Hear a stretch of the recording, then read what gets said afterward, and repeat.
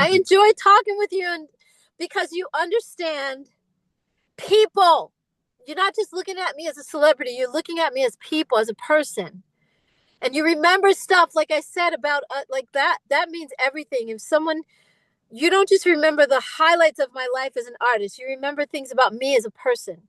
Stuff I talked to you about like 5 years ago. Come on. In that interview 5 years ago. So thank you so much, Namdi. That means a lot.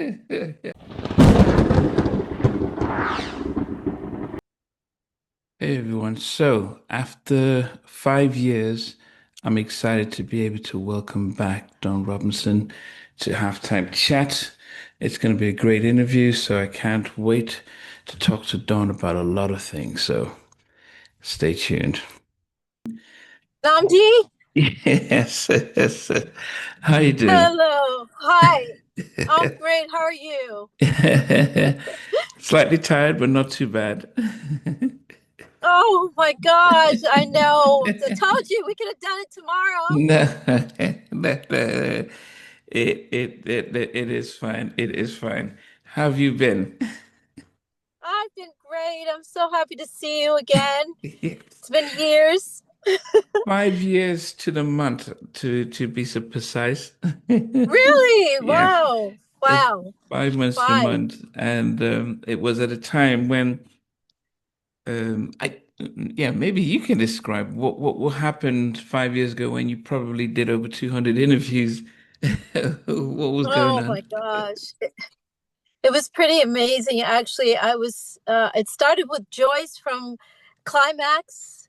She wanted to do an interview with me. And then once everybody saw that, they requested my interview. I'm like, I kept doing them because it was the fans, first of all. And no matter how many times I told them, I've already answered all these questions. You guys are not bored yet. They were like, yes, we still want to talk to you. So I was just honored that they wanted to have these conversations with me. So, I'm always open, I'm always honest. And I think that's the part that they were like, yeah, we want to talk to her. I'm like, you guys are not tired of me? I was sick of me. I was sick of hearing my own voice. Yeah. But was it healing though? Because there was so much you had to say, and even though I must have spoken to you for almost 3 hours, but it felt as if you had always had something different that hadn't been said somewhere else. And and if was talking to that many people, was it therapeutic and healing to let a lot of this out? It was, yeah, it was very healing. The reason that they wanted to talk to me is because I hadn't really told my truth. I was told back in 97 when I was forced out of the group that I would have a chance to speak and tell what happened. Really, looking back and even how they're dealing with Rhona right now, we should have done a press release. That's the professional way of doing everything, because that way the fans are not confused Mm. and the press is not confused, and there's no people will make up their own stories if they don't hear from the artist as to what's going on a lot of times. So sometimes you want to keep your mouth shut because you're not sure how you're going to be perceived by the press and by the fans. But I think in that case, I should have been able to speak my piece, and so that's why everybody was just like, "Oh my God, we want to know what happened and why you left and what you know what I mean." It was like I had to answer those questions, which I was grateful that first of all anybody cared that I wasn't in the group anymore. The fans were like, "Oh my God, we missed you." Yeah. So that felt really good to be missed and loved, and to be able to speak my truth, and what happened. Um, Maxine admitted to me, and right in front of Terry, we were actually in a room together, the three of us, and Max was like, "Dawn, we were the ones who told the press that you just wanted to be solo on your own. You wanted to go on your own." And I was like, "What?" I mean, if I was the press, I would have been like, okay, wait a minute. So Dawn left and went to another group. If she wanted to be on her own, why did she go do Lucy Pearl? But yeah, she admitted that she told them, I was being a diva, that Yeah. I just wanted to be solo. And I'm like, oh, I was so scared. I didn't want to leave the group. I was forced out, and it was out of nowhere, and it was blindsided the same way they're actually doing Rona right now. I know we'll get to that, but Yeah. you asked me how it felt to be able to speak my truth finally, and that was it. It was like, wow, the fans really didn't know what happened. Yeah. So that's what happens when you don't tell. Yeah, it's like being at work one day at a 9 to 5, and then all of a sudden you're gone, and the people that loved you at that job are like calling you that night, like, why weren't you at work today? Like, are you okay? We haven't seen you in a week. It's like, what happened? But the fans couldn't do that, of course, and we didn't have social media back then. Otherwise, Mm. I would have been like, me. Yeah, yeah, I yeah. yeah, I would have been telling everybody what happened and the truth of what happened, and they're lucky that I didn't have that then, because I always tell the truth.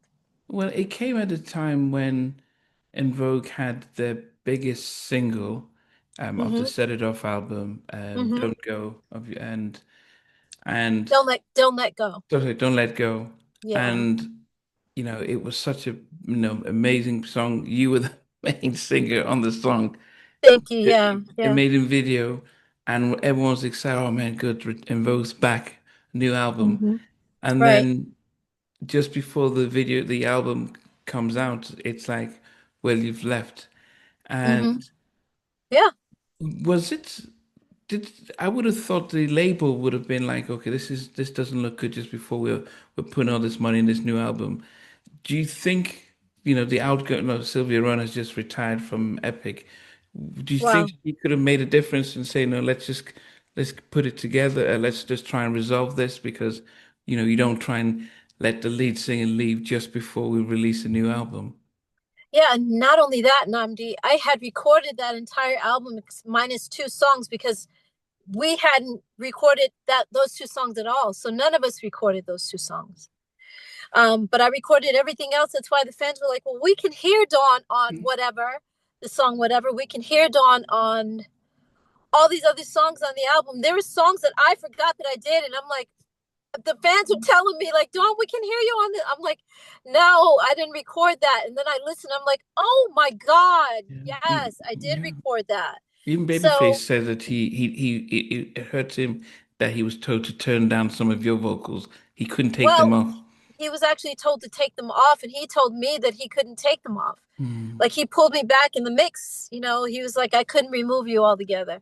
And I guess he was kind of getting himself in a little bit of trouble by doing that. But he's like, I couldn't because your part was perfect, and he liked what he heard. So Hmm. um, it is really frustrating to be in a situation where you don't have the power of the press. And in that case, I did not have the power of the press. The girls had the power of the press. So I thought it was not smart of Sylvia she was so angry with me for speaking my truth. And if I can clear that up a little bit, what I mean by that is that Terry did a solo album first, which was, to me, poor timing. It was because, En Vogue was, what is it called? When we don't, so we were signed to our producers, Denzel Foster and Thomas McGower, and through them, we were signed to Sylvia Rhone at Atlantic Records. Okay. And so it was a production deal to the major deal. So it was a three-part deal. In other words, we Hmm. had Denny and Tommy, En Vogue in the middle, and then Sylvia Rhone. And so Denny and Hmm. Tommy and Sylvia Rhone, that's how we were connected to Atlantic Records. Yeah. We hadn't renewed our option with Denny and Tommy, and I guess Terry told Denny that we hadn't renewed our options. And once they found that out, they pretty much forged our signatures to say that we renewed our options, because the woman who signed us to Tough Enough Productions, which is Denny and Tommy's production company, was no longer there. It was Tommy's sister, Tony. Wow. And Tony was no longer at the company, so there's no way that we could have signed the contract with her because she wasn't there to sign. And once they found that out, they forged her signature, and we got what do you call it, a signature, what do you call it, a handwriting analysis Oh, not to write specialist. something. Yeah, yeah. Yeah, a specialist to look at our signatures, and I'm sorry, and look at Tony Granberry's signature, because her married name was Granberry. Not so McElroy. It was not her last name anymore. She was married. So Tony Granberry. And once they saw that, they were like, no, the way that she signs her T, the way that she does her I at the end of her name was not the same. And they found out that they forged her signature. So we were literally free and clear, Namdi. We could have left and gone to any label. We were free and clear. And I don't know how they got us to stay with them, but yeah, it was ugly. It was really ugly. And Sylvia happened. Sylvia came to Terry and offered her a solo album. And then we what do you call it? We supported Terry. We went to her show at a place here in Los Angeles called the Pantages Theater. It's a very big theater. We were there. I have a picture that I'm going to put in my book where we're at Terry's show. Cindy, Maxine, and I went and supported Terry at that show. Like we supported her whole solo endeavor. And then Sylvia came to me and said, "Well, Dawn, would you like to do a solo album too?" Now, by the time she came to me to do that, Terry was on the road. She was getting ready to go on tour, I think. And it was maybe because it took her, what, 4 months to record the album, maybe 5 months to record the album. Then she had to promote and then she did that show. We supported her, and then she was getting ready to go on the road. And Sylvia called me and said, "Do you want to do a solo album too?" Now, I think what we should have done, I'm sorry, not sorry, but we should have sued Terry. Sued Because, Terry. yeah, because she left us. She did a solo album. You're doing a solo album in the middle of us renegotiating our contract with Sylvia. Yes, we need to sue her. Of course. So, yeah, we should have sued Terry because Terry is now leaving us behind to do a solo album. We had agreed, the four of us had agreed, Cindy, Terry, Maxine, and I had agreed that we're not going to go. If the record company calls us, we're not going to go in the studio. If Denny and Tommy call us, we're not going to go in the studio. We agreed on our own that we're not going to take 2 pennies a record anymore. We need to renegotiate our contract. So all of a sudden, Terry's in the studio recording a solo album. Yeah, we should have sued her because we agreed on one thing and you're doing another. Yeah. Okay. And for those who don't know, Terry was dating, was it Denny, Denzel Danny? Foster. Yeah, which was Okay. fine. We didn't care. Like I said, it was really cute of her to do that. We thought it was absolutely adorable that they were hot on each other. They were dating and all that stuff. But when it came to business, that's when you're supposed to put your personal feelings for somebody aside and do business. You signed that contract with the four of us. You didn't sign the contract with Denny and Mm, Tommy. You signed with us. So your loyalty should have been to En Vogue, not to Danny and Tommy. Yeah, oh, so we should have sued her. She left us wow. high and dry. She's doing a solo album. That's not what we agreed on. We agreed to go in the studio. I'm sorry, we agreed to stand down until we could renegotiate our contract for better terms. Who Mm, wants to get 2 pennies a record? Like nobody. yeah, yeah. No, but that's insane. Yeah. So what are you doing in the studio, Terry? We didn't agree on that. We agreed the four of us were going to wait it out until we get, a better contract from Denny and Tommy. We deserve that. By Wow. the time she was doing her solo album, we had done both albums. We had done Born to Sing and Funky Divas. And then So you did the we had sold millions of records. yeah, and then you did the little EP that had Runaway the Love. Yeah, Runaway Love it was and actually whatever the one remixed to which Sing. Yeah, but Runaway Love was on that. But yeah, remixed to Sing. Yeah. yeah. So all that music that we recorded under the same terms, like 2 pennies a record, how is that ever okay for anybody? But especially a major group like En Vogue, we all should have sued Terry. Um, if you want to be with Denny, that's fine, like I said, but you still have business. The business has to be taken care of first. Yeah, goodness. And yeah, and unfortunately, EV3, it did go, but I think majority of us, especially after such a big single, and Hmm. then you're missing, and then it's just the three of them. I think, Yes. and then also it was a different sound because you had Babyface. Hmm. It just felt so different, and I think it affected the whole performance of EV3. Yeah. Yeah. I Yes. mean, Too Gone Too Long was David Foster and Was that um, Diane Warren? Diane Warren, exactly. Yeah. So it was a different album, but you got to branch out sometimes and just try new things. And to me, I thought whatever was hot. When I hear it today, I'm just like, oh my God, Mm, like It was a hot song. It was a great song. It's just that visually there's three instead of four, Yeah, and yeah. I think most of us, I know for my person, I just saw it and like it didn't make sense. If you didn't have this big single, Hmm. then we probably would have managed. But you had this massive single, you're there singing, and then here it is, three of you, and it's like, Yeah, yeah, yeah, exactly. A lot of people felt that way. And it didn't make sense. But again, when people are angry, I was too smart for my own good, and Sylvia didn't like that at all. Because how are you going to do Terry's solo album? And then when I was in the studio, I had just started recording. I only got like 2 songs done. And then Sylvia came to me and said, okay, Dawn, Terry's getting ready to come off the road. We're going to pull her album. because it didn't And do well as it didn't do expected. well. Exactly. So that's what she told me. She said it didn't do well. And we're pulling her off the road. We're going to take her off tour and we're going to start the En Vogue album because those revenues are not good. She said, because I was arguing back and forth with her, like, Sylvia, how can you do this to me? Like, we agreed on one thing, and now because Terry's album didn't do good, now you're gonna pull me out of the studio. The song that I sent her was called Healing, and it was like I'm hitting Minnie Riperton notes, and it's incredible. And she's like, oh my god! So she gave me a slightly bigger budget to continue recording because she loved Healing. And now all of a sudden, because Terry's not doing well, you want to pull me out of the studio. That wasn't fair to me. Um, and like I told her, if you just release Healing by itself, just as a single on Me by Myself, it's going to be a hit.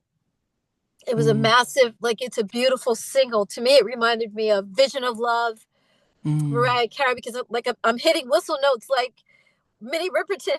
It's a beautiful song. It's Maxine heard it and she was like, wow, wow. I didn't even know you could do that. First of all, it was just a beautiful song, but it just wasn't fair to me.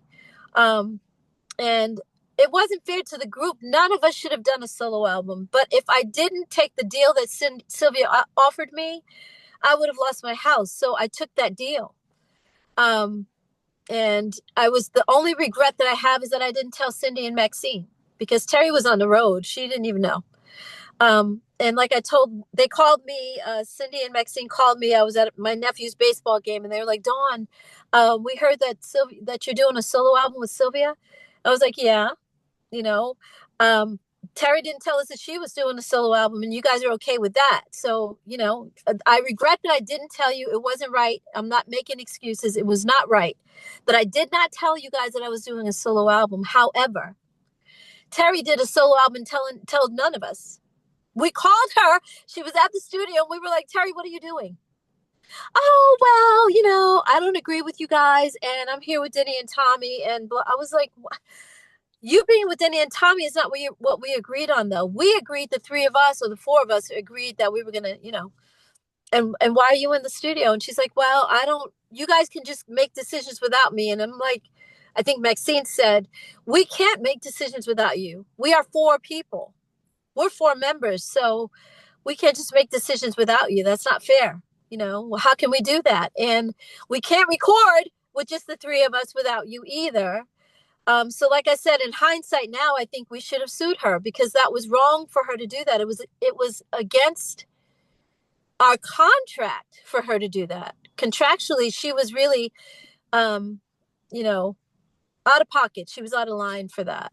And we should have sued her, like I said. When you look back, were you guys friends? Because I say that because the thing of not communicating, like Terry not letting you guys know, or you not letting the Cindy and Maxine know. Were you guys? No, no, we weren't friends. We were sisters. We were thrown into a situation. It's like you work at a job with people. You get to know people because they're your co-workers, but there's no real loyalty there at all. And the reason that I didn't tell Cindy and Maxine was because I felt like they didn't care that Terry didn't tell us. Terry's in the studio recording. We support her. Terry's on the road going and touring. We support her. So yeah, I felt like I said, I regretted that I didn't tell them that I was recording, but I'm like, okay, well, whenever they find out, they're going to be okay with it because they're okay with Terry recording. They're okay with Terry being on the road. So, but when they called me, I was like, you know what, you guys, I'm so sorry. I'm sorry that I didn't tell you. I'm sorry that, yeah, I'm recording a solo album with Sylvia, and I regret that I didn't tell you guys that, but Terry didn't tell us either. So what's the problem? Wow. Yeah, that's Yeah, what. And then I I guess mean if it's yeah, that's what I think people would be because you look so there's a difference between sisters and friends because I mhm. thought there is a sense of unity. Sisterhood. Yeah, yeah, Yeah. yeah, and that should have been. That's what I said about Terry. She should have been our sister. We should not. There is no reason that Maxine should have said, "Dawn, you're right. We should sue Terry." Cindy should have said, "Hey, you guys, you know what? I'm thinking we should go ahead and sue Terry."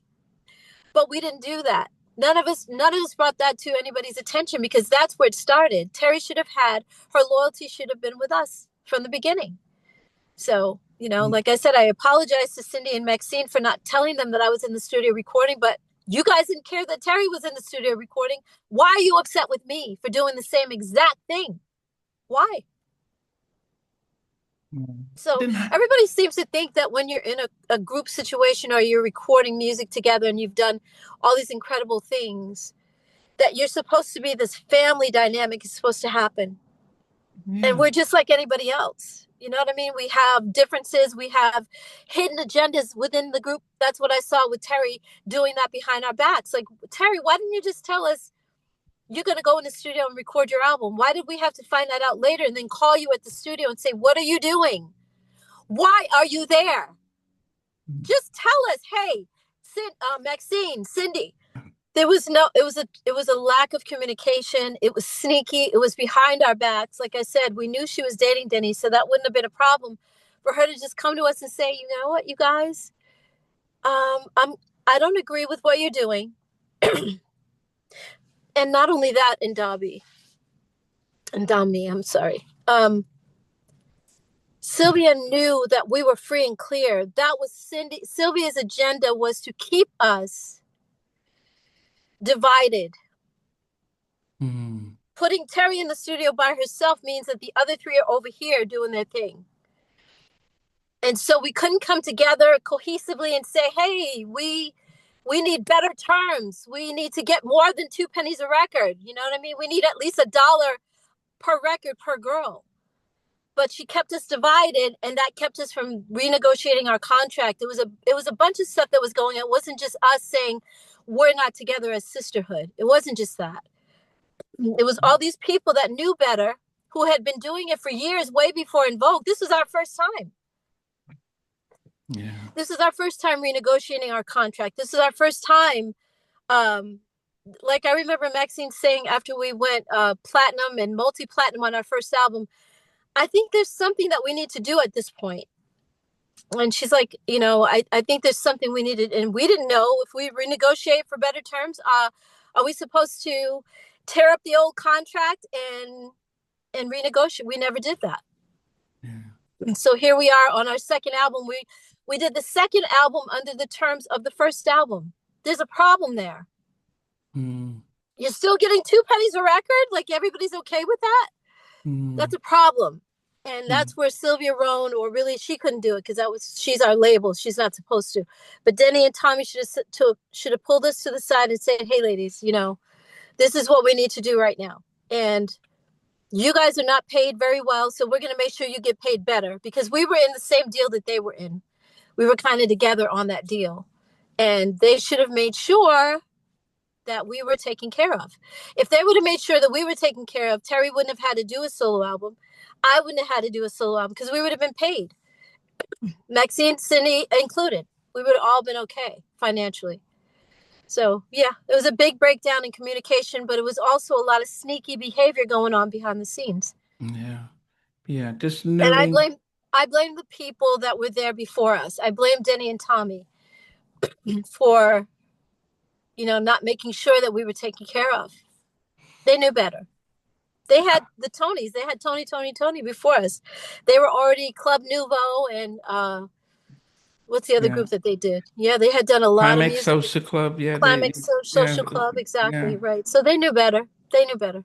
Well, I think, the group that's your sort of your male counterparts were Boys to Men, and they went through similar situations with being signed to Bib 10, Michael Bivins. and then Hmm. to Motown. And after the success of their debut album, Right. Motown brings in Michael Bibb and says, "Okay, you can't be their manager and their label, so Mm. you need to decide." And so he stops being managing them and does the label stuff. But then with the success of Two, it's like, okay, no, the terms need to be changed. Hmm. And but even Michael admitted, a couple of weeks ago, because Boyz II Men and New Edition and Tony Braxton are touring, he Yeah. admitted he didn't know any better. Like, he was young, and sometimes money comes through. Labels are talking. You just think you do what you want to do, Yeah. um, Right. and so there's an expectation. The label knows better, and they Hmm. should have seen it. Okay, you guys have been successful after your first album, even Right. after the second album.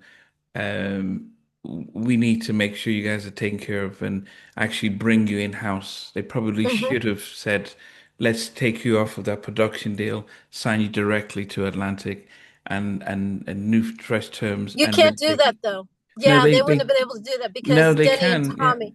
No, They would not buy in our them. They case. would buy them out of your production deal.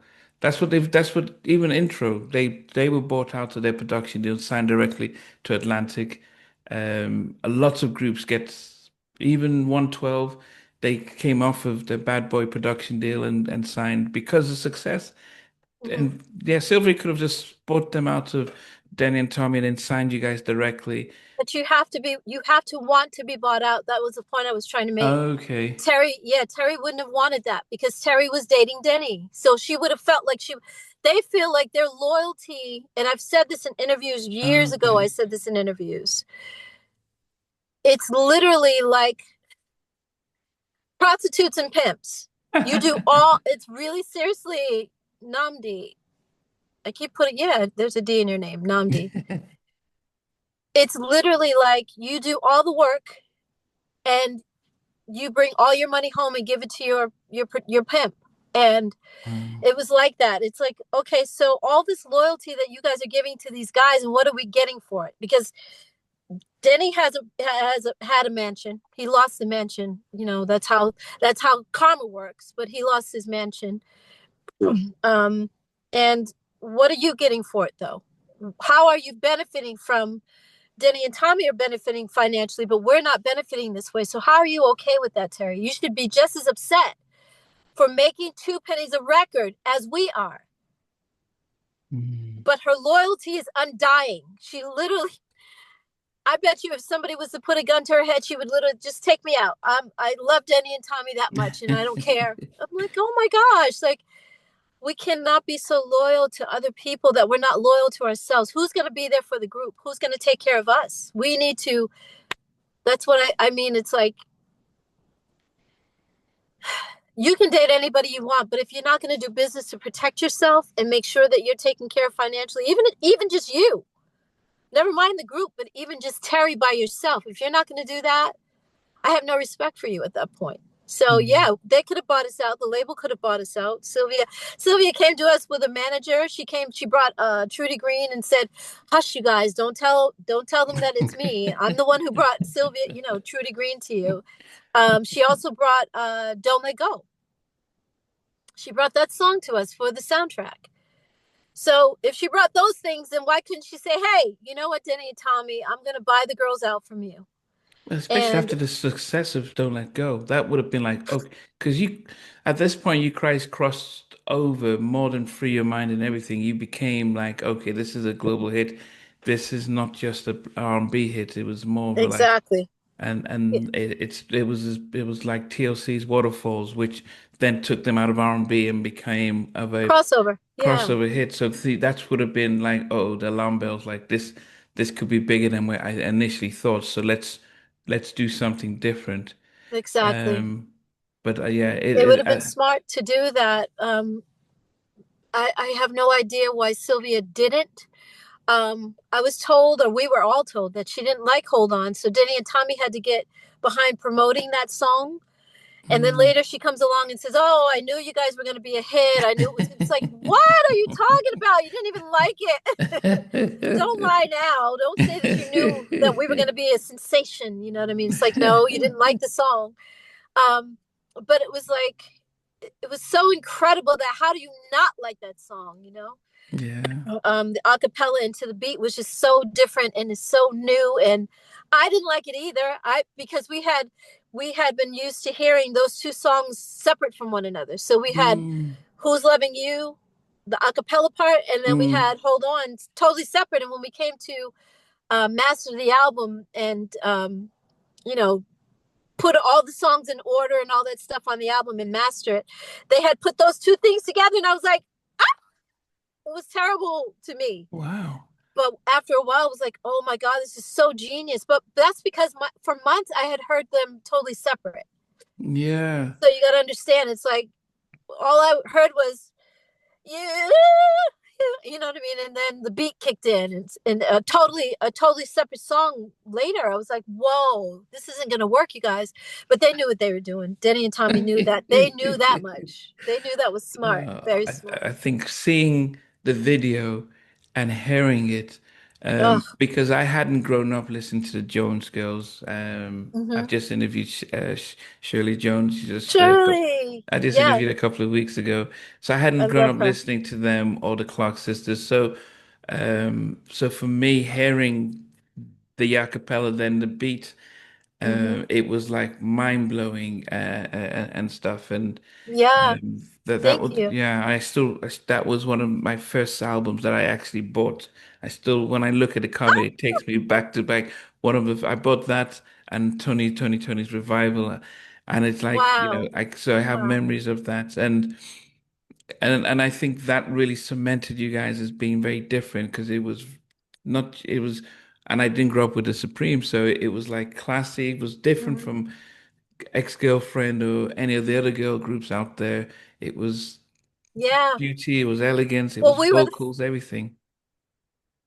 exactly. Thank you, Namdi. We were the first girl group of the 80s, of the 90s, I'm sorry, 1990s. So, um, we it was like it took off like a rocket because it was so different and it was so dope. It was just Cindy said one time in an interview, she said it was like Denny and Tommy had lightning in a bottle, and it was that. We Mm, were so different mm. than all the 80s girl groups, and really there weren't a lot of black R&B groups in the 80s Yeah, yeah, in we America noticed. Yeah, anyway. yeah.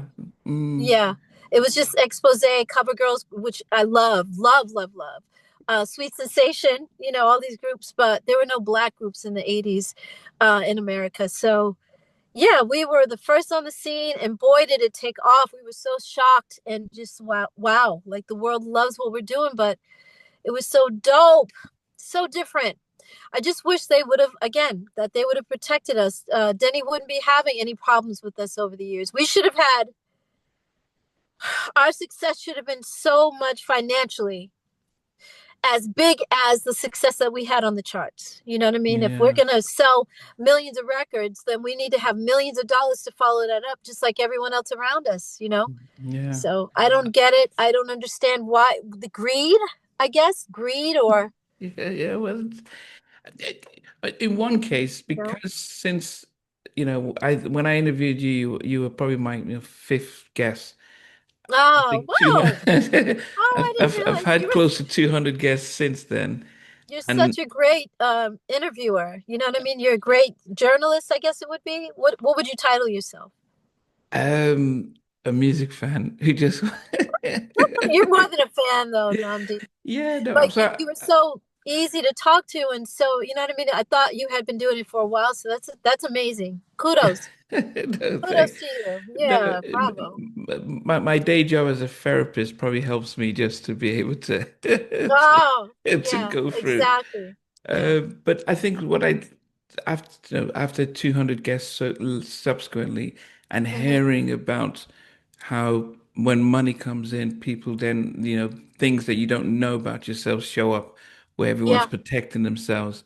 And I just think that no one looks after anyone else. They look after themselves first and then their grandkids, and then it's like, okay, let me see what's left. And so, And yeah. it's really sad because those people would not have had that money had it not been. I mean, the whole world works for a boss who makes the majority of the money, even though most people are doing the majority of the work. Yeah. So I don't care what job you work, what 9 to 5 you have, your boss is always going to make more money than you. But in this case, it's like drastically. You mean to tell me that all the millions of records we sold and you can't make sure that we make at least $1? I remember Left Eye did an interview, that famous interview with Yeah, her saying, yeah, boys and girls, get a pen and paper. I'm going to yeah. tell you how a group of our stature goes Mm. from making, selling millions of records to making $1.14 a record. I was like, $1.14? I'll take it. Like, really, really seriously. Like, we're only getting 2 pennies. She would have been postal. If she was in our group, she would have been postal. Like, Left Eye would not have tolerated it. And I always say, if she was in our group, her and I would have went to the record company like, tear the contract up. It's got, yeah, we need a better situation here because this is not okay. And And that's what they did, you, though. they did do that. They It sure went did. with but yeah, Yeah. and Because her yeah. girls had her back. They were smart enough to say what we're making is not nearly what we deserve. We deserve more. And I love T-Boz and Chili did that with her. That's what we should have done, but it was never that. Even now, I'm sorry, but I got to bring it up with the Rhona situation. It shows you exactly what happened to me happened to all of the people. Like so after it happened to me, it happened to Maxine, and then it happened to Amanda. I think Amanda came in and replaced Maxine. And then they did it to Amanda. Maxine came back, which was stupid. I wouldn't have done it. And then they did it to me again because I went back to the group. But I'm like, I only went back because if the terms are different and the situation is different and they're ready to do work, it's our 20-year anniversary. I think it was 2009 and 10. That's when I went back to the group, and I'm like, okay, hey, there's deals on the table. I think it was Sony Records and Warner Brothers, and they took and Roughtown. Jesus. And they chose the Roughtown deal. And again, I'm like, okay, I'm out. I'm out. I can't do Roughtown is stupid. Like, this deal makes no sense. Mm. It was just I can't act like I can't be sensible and look at this contract and say I'm gonna sign it.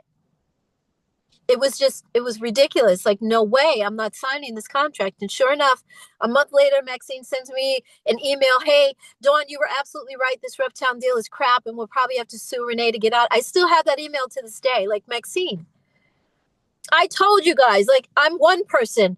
You guys are three. And the three of you couldn't be as smart as this one person by myself. Like, it makes no sense. You guys, look, come on. Um, yeah, and they ended up signing that, and then they got out of that deal. I think he was going to sue them. I'm not sure if they got sued or not. And then they sued Maxine. Sydney and Terry sued Maxine. Um, and now how they're doing Rona is the same exact way. It's like there is no loyalty. I said it in my episode 9. I don't know if you've gotten a chance. Well, you said you did watch, Yeah, yeah, the but clowns, yeah. with Raphael, his cousin did a documentary. His cousin Elijah did a documentary called Loyalty, No Royalty. It's the same thing. It's like, I don't know, because the label is one thing, the producers are another thing, but the artists are the ones that should come together. There should be a cohesive love. We may not get along all the time. We argue just like regular family members. Nobody gets along 100% of the time, but we work things out because we're here as a collective for Mm. the main goal, which is to continue with our music, continue touring, continue making or actually make money. Mm. And it never works out that way. And I'm just trying to figure that out because it's not just us. You asked me about our situation, but I see a lot of groups go through this, Yeah, men and women, because yeah. they're always like, oh, girls don't get along and women don't. Nope. No, because when I was in Lucy Pearl, I asked Raphael. They were also signed to Danny and Tommy at one point. Okay. All right. So yeah, the Tonys did the same thing, and here is um, Raphael and Dwayne's cousin Elijah doing Loyalty No Royalty. It's like there is so much money. Excuse me. There's enough for everybody. Mm. There's enough for everyone. It's not like En Vogue is only making a little bit and we only went gold. We were multi-platinum. That is Mm, millions of dollars. And I don't understand the greed. yeah. Were you surprised when Maxine returned to En Vogue in the spring, early this year? Yeah. Was I surprised? No. Was I shocked? Like, what the heck are you doing? I was like, okay, Max, so you haven't learned your lesson? That's why I said in episode 9 on my YouTube channel, Mm. official Dawn Robinson. I'm gonna plug myself a little bit, Yeah, but no, please, yes, yeah. um, I couldn't understand, like, what are you doing? Do you understand? First of all, do you know who you are and that you deserve better?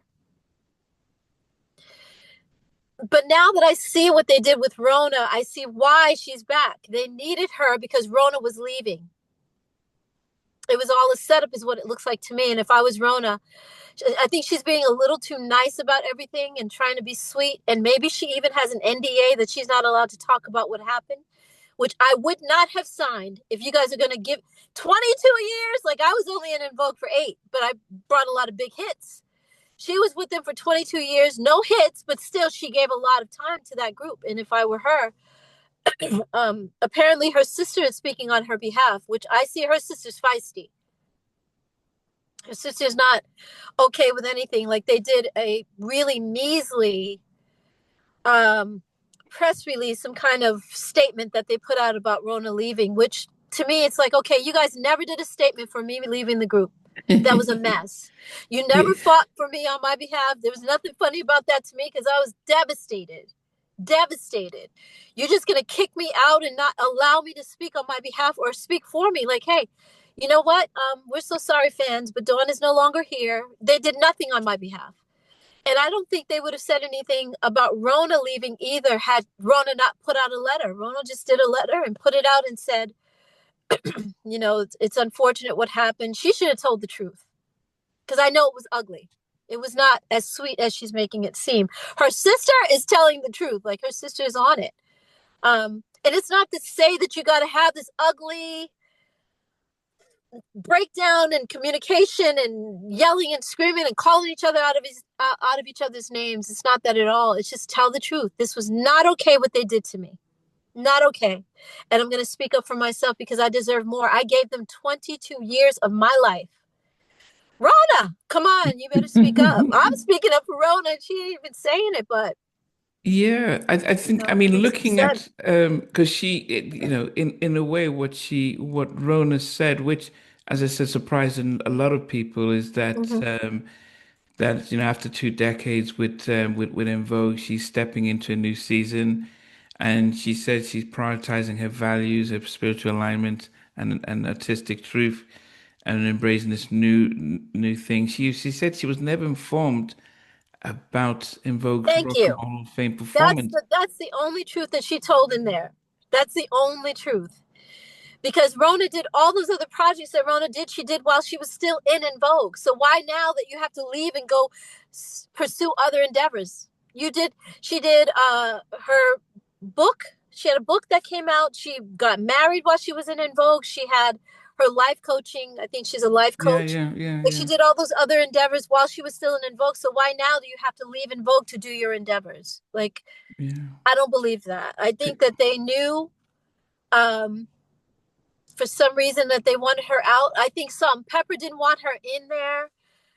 Maybe that was what happened because the way that they did their statement was starting out with our sisters, Salt and Pepper, were doing, being inducted into the Rock and Roll Hall of Fame, which, again, I got to give them their kudos. I'm so proud of them.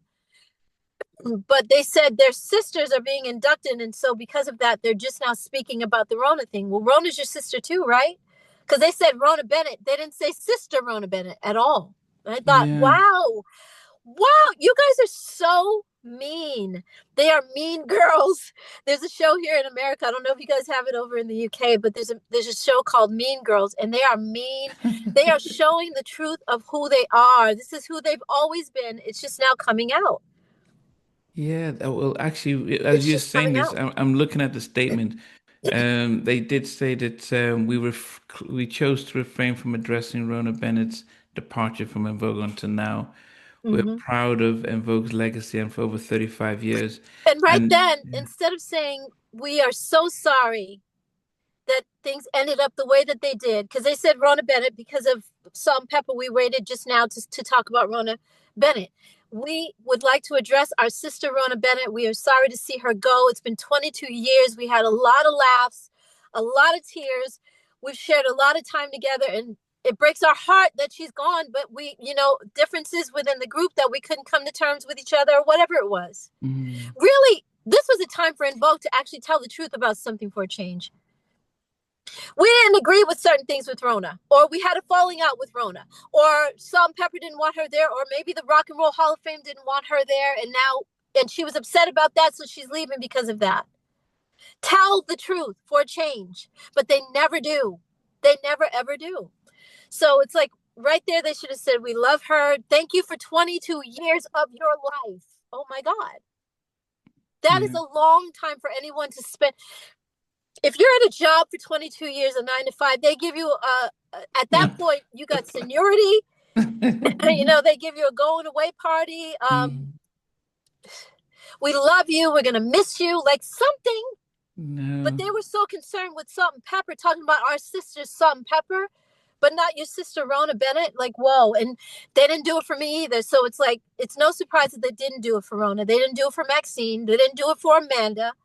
So yeah, they're not doing it for Rhona. It's like, wow, now Rhona sees what I've been saying all these years. It's Yeah, insane. I think as a group, we've utmost respect for Rona's talent and we've supported her personal endeavors throughout the past 22 years. Looking ahead into 2026, with founding member Maxine, who returned early this year, we're extremely blessed to Oh celebrate my two God. major milestones: the 30th anniversary of the EV3 debut album and the I'm gonna 25 stop you. years of the Masterpiece Theatre. Yeah. I'm gonna stop you right there because the 30 years for En Vogue should have been me included. How are you gonna celebrate something that I was a part of, but I'm not there to celebrate it? Yeah, Like when they were on Jennifer Hudson's show talking about she's not here. Why isn't she here? Why am I not there, you guys? What did I do to you to deserve to not be there? I didn't do anything at all to them. Terry did a solo album. I did a solo album. You kept Terry. You kicked me out. So what's different about our situations? What did I do? It hurts to see them. It does hurt. Now, I don't care about being back there, but it hurts to see someone celebrate something that you helped build and create, but you're not included in, you know. But again, go ahead. I digress. no, goodness, no, no, no, no. I Yeah. guess they said 30th anniversary of EV3. That's not the album. I think that's En Vogue 3. They're almost trying to say the three Oh. of them. Oh, I see. Yeah. So they're celebrating EB3. Wow. Okay, I misread that. But still, when they were on Jennifer Hudson's show, it said 35th year anniversary for En Vogue. That's us overall. Yeah, yeah. So when they were Um, on that show, it was like I was looking at the banner underneath the clips that the fans were sending me stuff, and I was like, 35-year anniversary. It is our 35th year, and wow, why wasn't I included in that? Like Rona wasn't there for that, but she's there with them to celebrate that, huh? How does that work exactly? So I guess when they have the anniversary for Electric Cafe, they can have me included, even though I wasn't on that album. How does that work exactly? You know what I mean? And Rona wasn't there for EV3 either, but yet, it's like, come on, y'all. I don't. It's confusing to me, but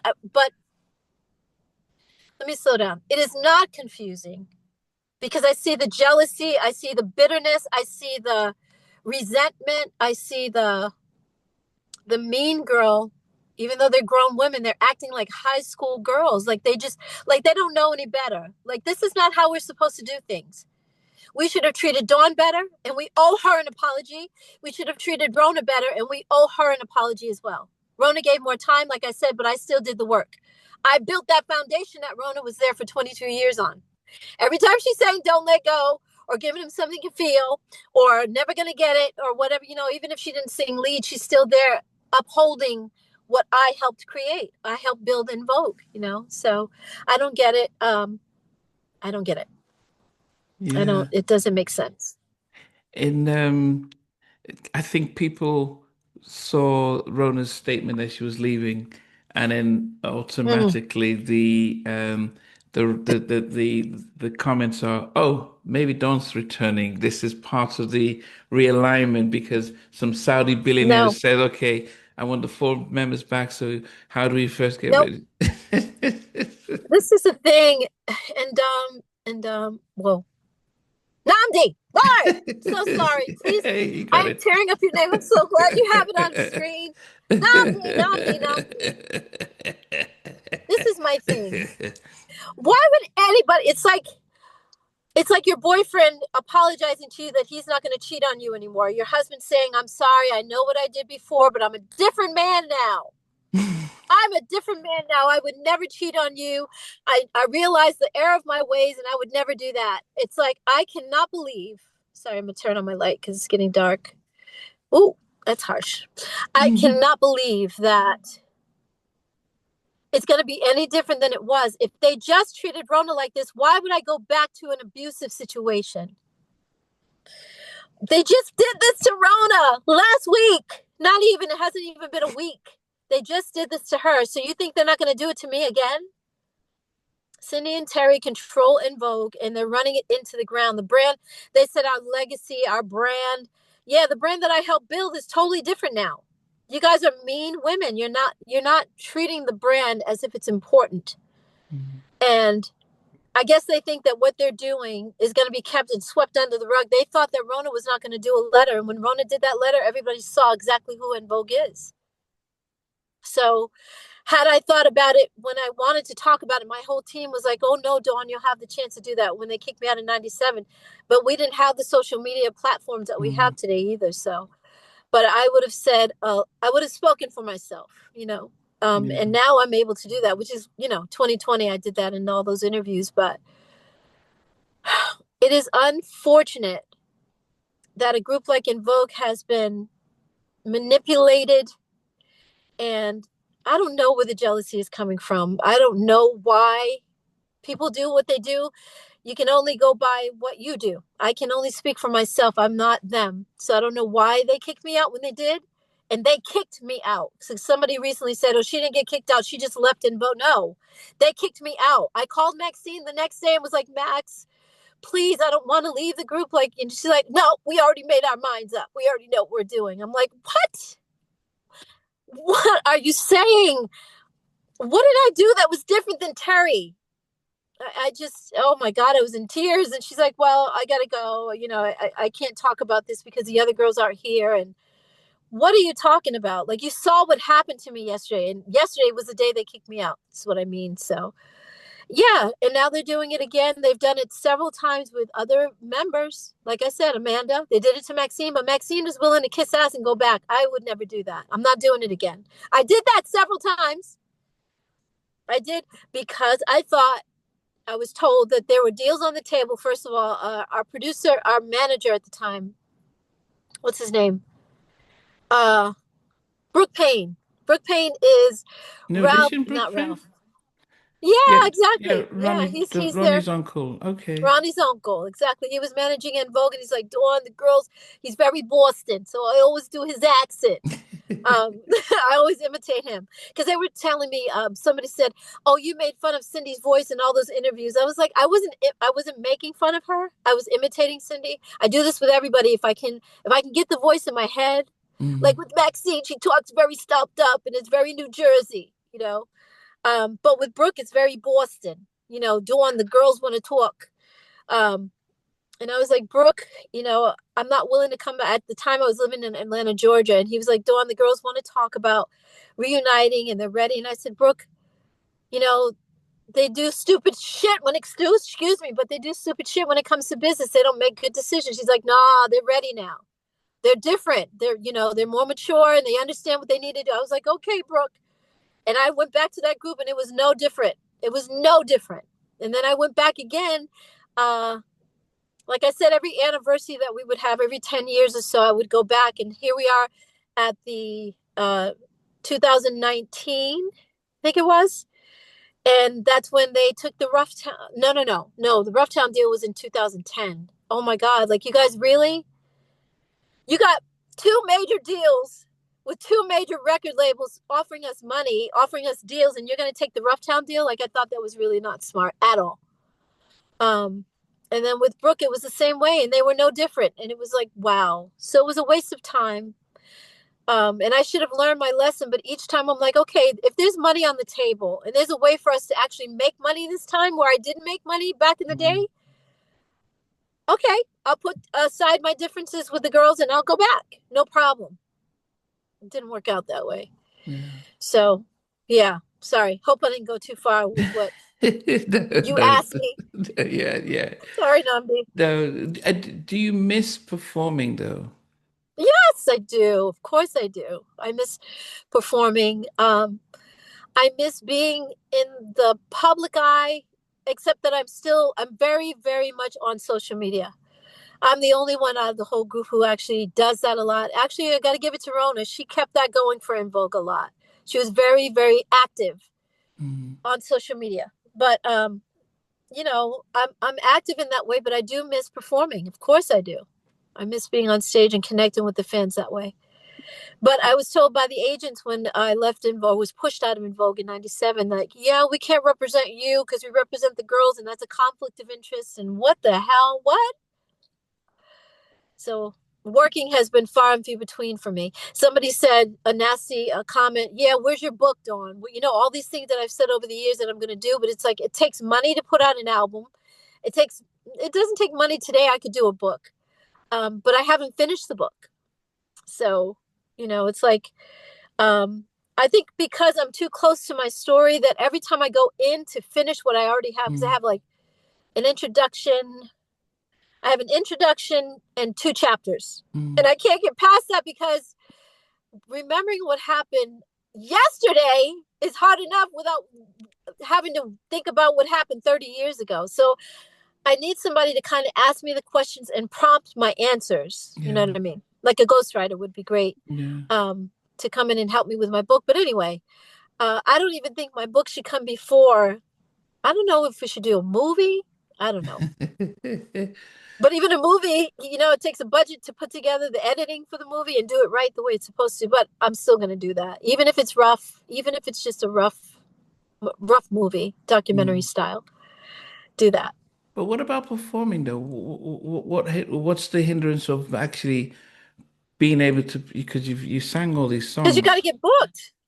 Yeah, you got to get booked, and nobody's reaching out to get booked because they have the En Vogue moniker. They have the brand. So the ones that get booked for the shows are Cindy and Terry because they have the brand. So it's like I can't just call a promoter at a club and say, "Hey, can you book me for a show?" Like they got to reach out and want a desire to have me there. And I have performed. There's shows with me out there performing and doing shows on my own. Um, there's not a lot, but I do have some out there, and I've tried to do that. So it's not for a lack of not wanting to. It's just that they haven't reached out.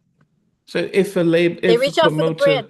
so if a promoter comes and says, "Hey, we want to do a show with Don Robinson, formerly of En Vogue," you'd be open to Yeah, perform? of course. I Namdi, yeah, you see, like you can go on YouTube and see there's several shows that I have. There's one I did in Jersey. There's shows that I've done in the UK many times. I did Under the Bridge in the UK. Yeah, I remember this. Yeah, I've done yeah. a few shows. Yeah, so yeah, of course I would. Yeah, Okay. I mean, I'm putting it out there so promoters watching, they can reach out to yeah, you to perform. Um, yeah. The thing is though too, if I could do new music, that's really what I'd rather record new music because I'm still out there doing shows. If I do shows, it's basically with all the stuff that I did with En Vogue. It's like that's good, but I'd rather do some new music. That would really be hot. That would that's where I'm at. You know what I mean? yeah, I think To the put out issue, some fresh music. yeah, the issue is that well, as fans, have not been impressed with the level of music that has been put out there. So then we're like, we want to go back and listen to the stuff that we really were passionate about. So I do wonder how many people would prefer if they had you sing Don't Mess With My Man and Hold On Mm. and don't Of course, no, no, I no. would all pack the theater to hear that as opposed to a new album that you've just put together. It's like, well, because the I'm whole not saying that. I'm not saying that, Namdi. I would Mm, never not do the hits. yeah. I would not be able to leave that building without doing Don't Let Go. I would kick my own ass. Of course I would do the old songs, but it's like I still need fresh music. Artists always want to do new music. How else do we Yeah, yeah. how Evolve and it's like grow. after we did the first album, we had Hold On was our biggest hit. How did they get to know Never Gonna Get It if we didn't do another album? We had to do Yeah, new music. You know what I mean? yeah. So yeah, we're always down. Of course, we got to do the old stuff, but we're always down to do new. You know, Okay. Well, I mean, and we're putting it out there for promoters to reach out to you, and then also for producers to give you a call to be able to come and sing on some new tracks. yeah, Um, yeah, to record my own music though, not to do. I'm not trying to do what do you call it? Because they've asked me to. Can you do? I have a rapper. Can you do the hook for the? No, no. I'm not interested in that. No, I'm not. I'm not a track whore, as they call them. To do songs with other people, which if LL Cool J called, absolutely. But I can't get just on anybody's album and do that. But yeah, I mean, it's there's different ways of making money as well, and mm, YouTube is a big, huge, massive money making platform. There's a mm. lot of these young people are out here making major money and major moves on YouTube. So I'm going to keep going with this. This is my platform and I love it. I'm so proud. Oh my God, my editing skills have improved significantly since my first video was like, okay, just record. And that was it. And I had somebody else helping me at the time. So I've really grown a lot and Mm. taught myself because I had nobody else to teach me. I had to learn.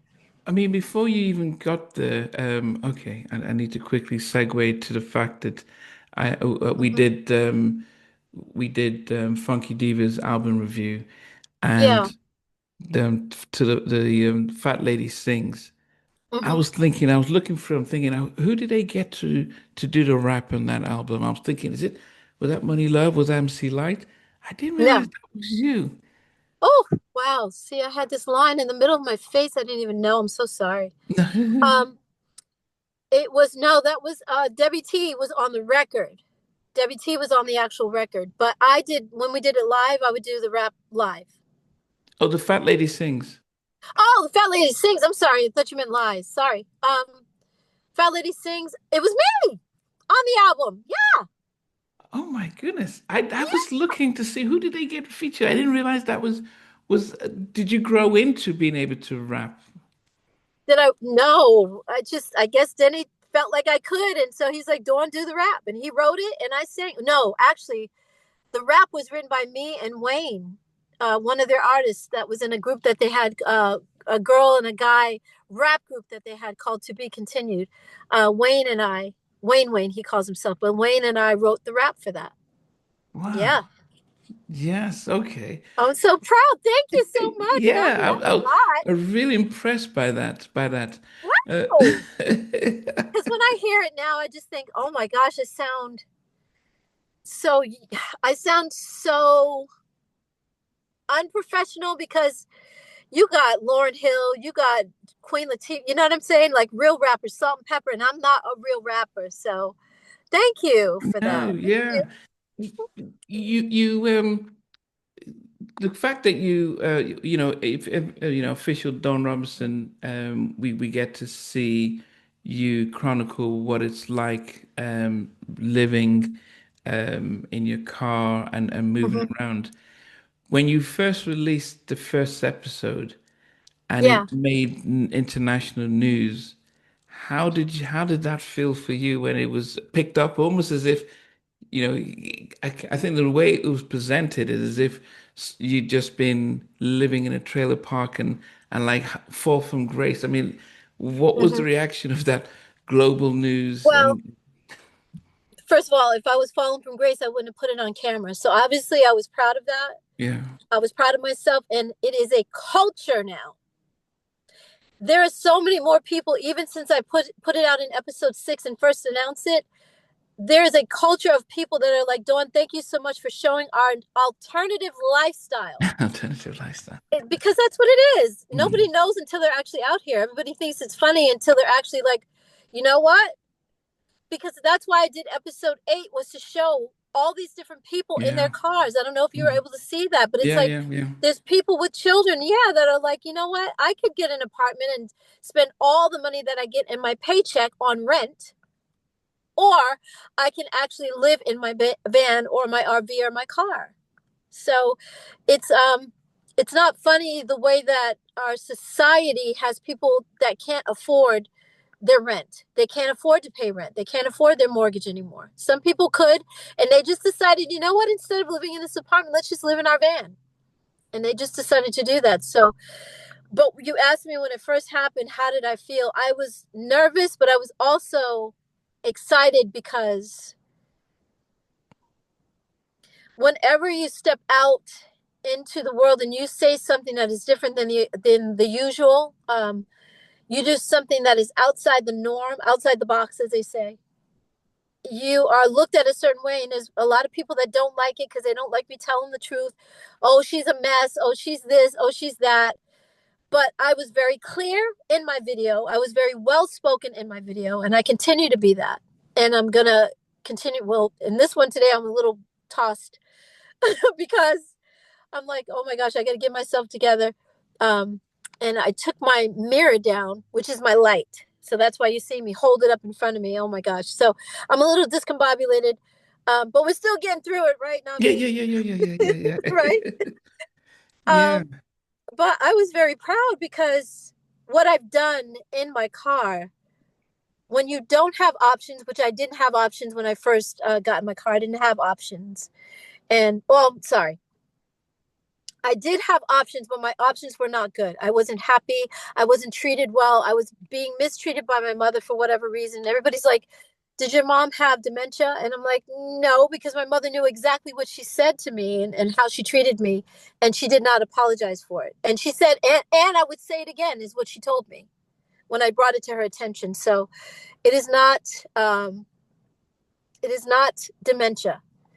Um, but the things that I've done since being in my car and how I've gotten through this lifestyle, it's like, oh my God, like, yes, Dawn, I'm proud of myself. I hate talking in third person, but I'm very proud of myself. I'm very proud of what I've done. Like I said, there's other artists that have been in their cars too, but they'll never tell the truth because they think they're going to be, slighted, that everybody's going to look at them, look down on them. Like, who has the right to judge me? Who has the right to do that? Yeah, I've cursed out a lot of people. Like, what are you doing on my page? First of all, if you want to talk shit about me, you take that someplace else. What I've done in my car, I'm very proud of. And if you have a better option for me and you think that I should live in the house that you have for me, then I'll do that. Let me know where to pull up, and I'll pull my car. I'll drive to the house that you have for me, you know, and I'll do Yeah. that. But I'm proud, very proud.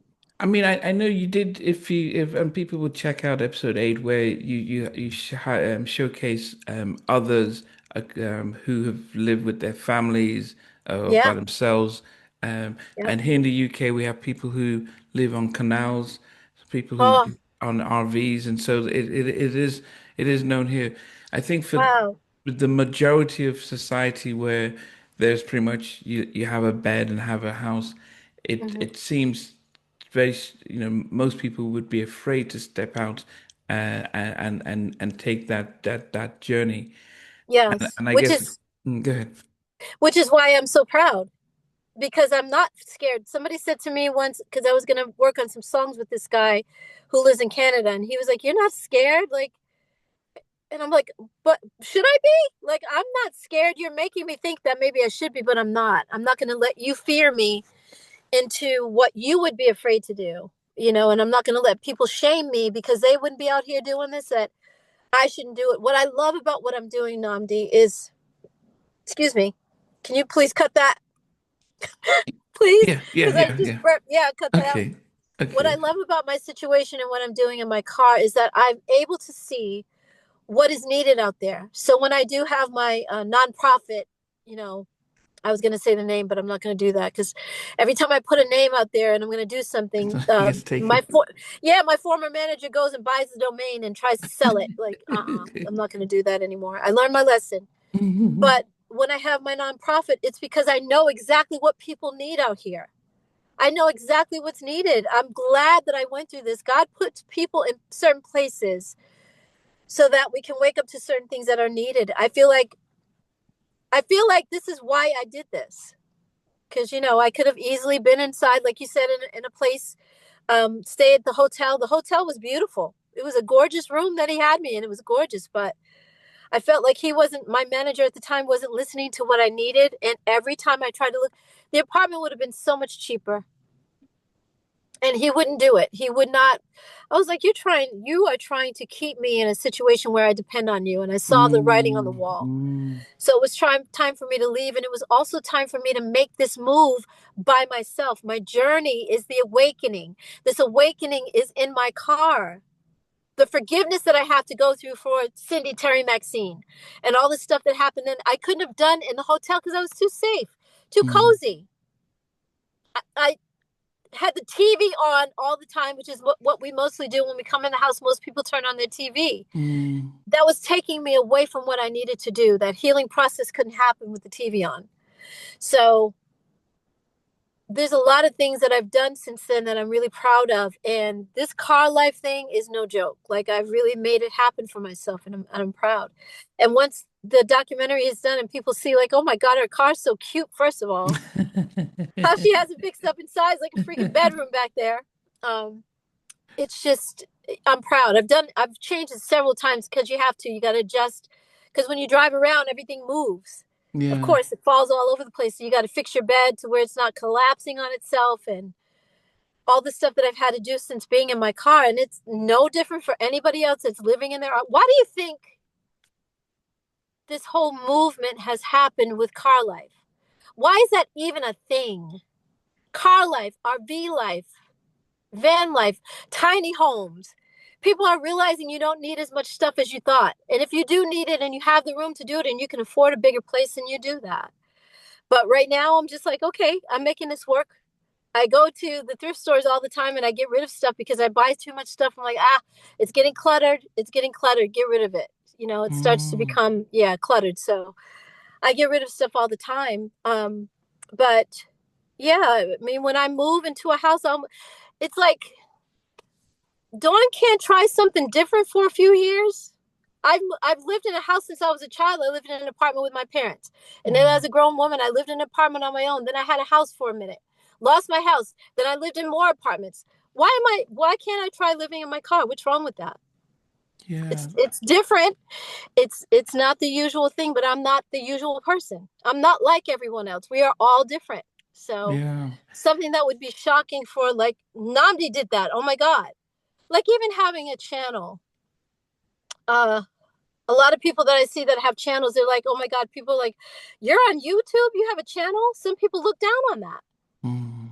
But here you are, you're thriving as Namdi doing your channel. And a lot of the people that I've watched, are like Shavi Zain. I think she said people are like, how are you? Shavi Zain is like, oh my gosh, I would say she's a guru, but she reads tarot cards and all that stuff. Like, she was a nurse at one point, like working at a hospital. How you're gonna quit working as a nurse to become a tarot?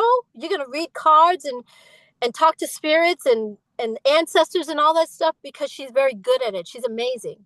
Mm. She's tapped into source in a way that I've never seen before, and I love her. So, it's different strokes for different folks. That's all.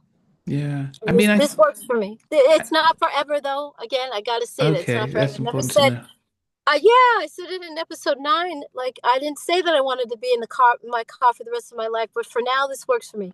I'd rather be here, like I said, as much as I miss my mom. Hi, Ma. If you're watching this, I miss you, and you know that. She knows. She knows I miss her, but I'd rather be here in my car than to be the bane of her existence. Like, she was so angry with me. I'm like, what is your problem with me? You don't talk to anybody else the way you talk to me. And there's a saying that keeps going around. It's been around for a long time now. Some people are, some people are, how is it? I think it says, How does it go? Some people are bothered by some people's demons are bothered by your existence. Like they don't want you around because they're angry. I don't know what my mother's thing is. I have no idea. But I'd rather be here in my car than at the hotel and never getting any. I'm like, I keep thinking, I think every day, like, what would have happened if I stayed in the hotel? Would he Yeah. have ever got me an apartment? Yeah. Was he even trying to do that? Like, what was that? I would have had such a high bill for him. Like, I told him I'm going to pay you back. Um, and I volunteered to do that until he kicked me out. I'm like, oh no, no, what? No, I'm sorry. He didn't kick me out, but he took my emails because I wasn't obeying him. I didn't stay at the hotel. So now you leave the hotel. He decided that he was going to take my emails, and I'm taking him in the court because of that. So Mm. I'm not trying to get into all my business, but yeah, he Yeah. took my emails because to spite me, he took my emails. So the reason that he had, when you have a manager, you tend to trust them with everything. Mm. And he was going to put all of my, what was it, my passwords in like this app called Keeper. And so I gave him all the passwords to my email, what do you call it, my Gmail accounts. Um, Not my Yahoo because I got Yahoo later, but because of that, it's so and that apparently when you take someone's emails, it's like stealing their mail out of their mailbox. It's a felony. It is Mm. a crime to steal someone's emails, and I didn't know that. So now I'm taking him to court. But when he did that, I'm like, I'm not paying you back for shit. I'm not getting what? Pay you Mm. back? You decided that you wanted to put me in a hotel anyway. I never asked for that. He volunteered to put me in a hotel.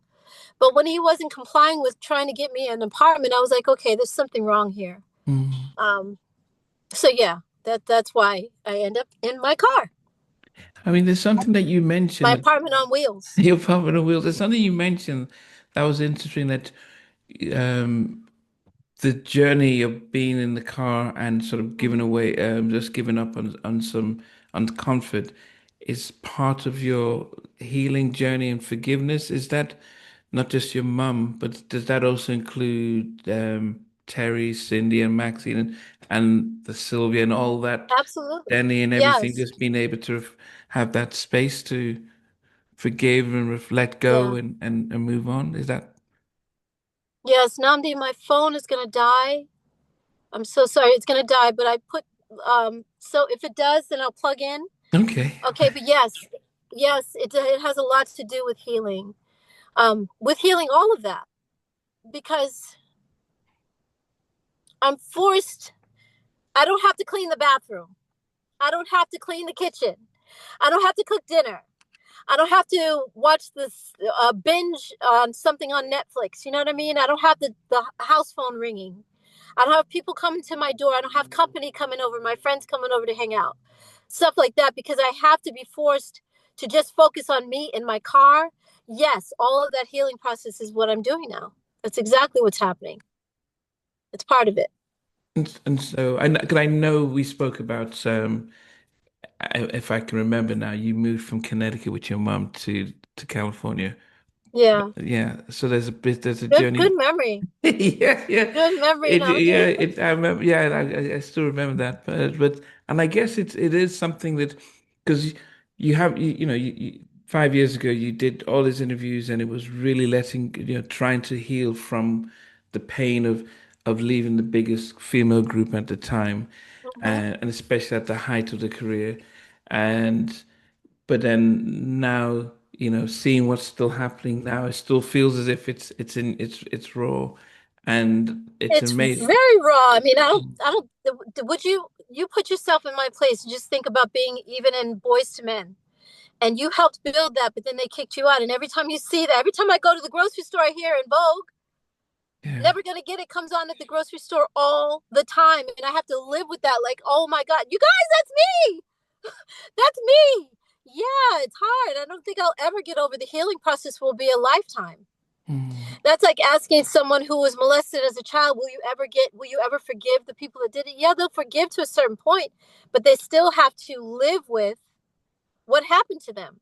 And the healing process is that's a lifetime thing, you Mm. know? But right now, being in my car helps me to focus on what I have to do and not Yeah. be distracted by because I'm a binger. I am. When I was at the hotel and even at my parents' house, I would binge on stuff on Netflix because it's there. Mm. Netflix has some great shows. Yeah, no, no, this is Yeah, they yeah, do. this isn't So, anti-Netflix. Yeah, no, mhm, and I think people, if people definitely, you have to live in your shoes to understand what you've been through, to understand what you're going through, and most of us right. just see the headlines, Yes. and not know what that's like. Hmm. You know, I don't know what it's like to feel betrayed by those who you thought your friends. Being Hmm. in the public eye is Right. a different thing as well. Yeah. Um, and so we can then start judging you when you make decisions that Thank might you. seem different than the rest of us. And I know Right. you upset with how Jermaine Dupri sort of commented on like you were doing it for attention, as if, yeah, you can just go, you know, you're Don Robinson, you can go get in the house, but this is just a stunt. And Exactly. That's what he thought. And he had no right to. It's like everybody else is like, Dawn, we support you. Some fans are just like, oh my God, I'll help you. Come live with me. yeah. And which I thought was sweet. It's like, no, I'm not going to come live with a stranger if I left my mom's house. Like I said, all those guys were like, come on, I can, you got to look, I'll be your husband. Okay. I'll take care of you. I'll take care of I'm like, you. guys, thank you though. But, yeah, yeah, he had no right to make that comment. He was being dirty. He was being nasty for no reason. He has no idea what it is to have an assistant. And I call her my assistant because she assists me and stuff. Like she's always helping me even with to research things.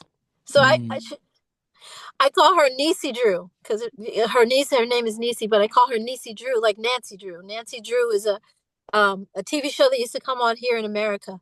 So I call her Niecy Drew because she's always researching stuff, always giving me information. Like we support each other that way. She's my sister. Um, yeah, so he had no right. He was just being messy, being very messy, and I'm surprised that he hasn't come back in from what I said in episode 9, like calling him out because he's a freaking clown. And and so is Cindy and Terry and them, like Maxine laughing in the background again. Nobody's asking Maxine what happened when they sued her. Nobody asked her that question. Why are you back with the girls when they sued you years ago? But they're always all over me like Dawn is the problem. I'm like, what the hell is this? I know why I'm attacked. I understand it. I don't like it, but I know why I'm attacked. And we all go through things like there's certain things that you've done in your life, Namdi, that I would be like, oh my God, I would never do that. I'm like, you're so brave. mm, Good for you. Like, whoa. You know what I mean? Your family probably thought you were stupid to do certain things, or that's not too smart. You should think about that. Or why would you do that? And you have your mind made up about what you want to do and why. And I was led to my car for a reason. And I believe that once things start happening, see, I told Nisi the other day that I have to, once I prove my situation in my car will change, once that changes for me, people will be like, oh, wow. Oh, no wonder she was okay. Well, her being her car helps her with her nonprofit, starting a nonprofit for homeless people. mm, I wouldn't have been this involved in it if I didn't do this myself. Or unhoused. I'm sorry, because that's not the term. Somebody else said it's not unhoused even. It's uh what is it? Home free. mm, And I like that too. But if I wasn't home free and I wasn't out here on my own, I wouldn't know what that was like to say, oh, you know what, I gotta start a nonprofit for people that need a place to stay. mm, Or my place for animals that I want, not necessarily a farm, but for stray animals, not just cows and chickens but possums and raccoons and stuff like that. A lot of times the SPCA, the places that take dogs and cats, won't take those kind of animals. So mm. I've always been an animal advocate, and I want to do that. You know, so every day I go and feed the squirrels out of my hand, like they eat nuts. Oh, goodness. I call them my fluffy butts, like my fluffy butts. They eat the walnuts and the almonds right out of my hand. I go there every day and feed them. Yeah, Um, so there's a lot of things that I have learned that I would not have done if I was in an apartment. I yeah, wouldn't have even thought about it. So, Yeah. I think the perception we get is somebody loses a job, they run out of money, and they have to, and well, I had to sleep in my car. So yeah, then that's the perception of, well, there should always right. be a place, and that's almost the worst of the worst. Um, but there is something freeing Not the about worst though. That's what I'm trying to tell perception. you. Yeah, Yeah. yeah, Yeah, that's exactly why I did episode 8. I had over 100 people in that episode and I was like I got to cut it down yeah. Oh, because I okay. was, oh my Yeah, God, I cut you're it down featuring a lot to of people. 16 minutes I think it was at the end because it was like 25 or 27 minutes. It was so long. There it is a becoming a, A growing community. yeah, it's a growing community, but it's also like fuck the system. Excuse me, but fuck the system for having rent be so high. Nisi told me that there's a new building next door to her that they built, and there's condos, and the condos are literally $5,000 a month. For you Mm. guys, that would be Yeah, it could be. Yeah. Well, six five hundred thousand, I dollars. think, Yeah, no, it was a bit. It was, yeah, it'd be about 3.5 to 4,000 pounds. Yeah. pounds, right? So Yeah. the equivalent is $5,000 or $6,000 for us. It's insane, and they're making it harder and harder for people to. And so now that I'm driving around a lot more than I would be in my place, I see the homeless out there. I go and give them food. If I have extra food, I give food to them. Mm. I can only feed one or two people at a time. I don't have a whole lot of food extra. I'm not cooking, and I'm definitely not able to have catering or anything like that. But I give what I have, Mm. and I wouldn't do this if I was in an apartment as readily as I do it now. I see it so much more because I'm in this situation, and I say prayers for them. Like I said in my video, I say a prayer for them every time I see someone that's out here. I'm like, you know, I put love around them, Mm. because I know what it's like. I'm close to being on the street myself. So if you're unhoused or home free, I see that you're in need and I know what that's like. So there's Yeah. no shame here. You There's know, none at all. most people they go through they fast from food or from alcohol or from Right? TV because they want to detox, and we started in the beginning of the year, and I think Yes. there is a journey about when you were in the biggest girl group in the world and you Yes. had all this attention, and you want to be able to say that wasn't who I was, and all the drama, and being able to let go of that. That's a story that no one else can tell but you, and Yes. how you heal from that. No one else can tell you what to do, Exactly. even your fellow old group members, because they all different live different lives. You've Exactly. added your mom into this, so there's so much that you've had to deal with. Yeah, but I That's yeah, we also, don't go ahead. Namdi, I had to figure something out for myself. Like I said, Yeah. you stay in that hotel any longer, and this man is going to keep stacking up how much you owe him. It Mm. was because he was ignoring the fact that every single time I would look at a cute apartment, which was so much, I can't explain it. I can't Yeah. explain it any more than I do. It's like Yeah. I was in a cute, like I said, it was a cute hotel room, Mm. but there was no kitchen. I had a Mm. hot plate that he put in there, and it was a cute little hot plate. It looked like a DJ booth, Mm. because it had like these round, yeah. So, but I was like, this isn't working for me. Like, it doesn't make sense that you're racking up all these expenses with me, Mm. and I can get an apartment that is half the price of what you're paying for this hotel. That doesn't make sense. Yeah. You know what I mean? So, oh, my phone is gonna die. It really is gonna die now. But Okay. so, what do I do? What do I do when my phone dies? Hold on one second.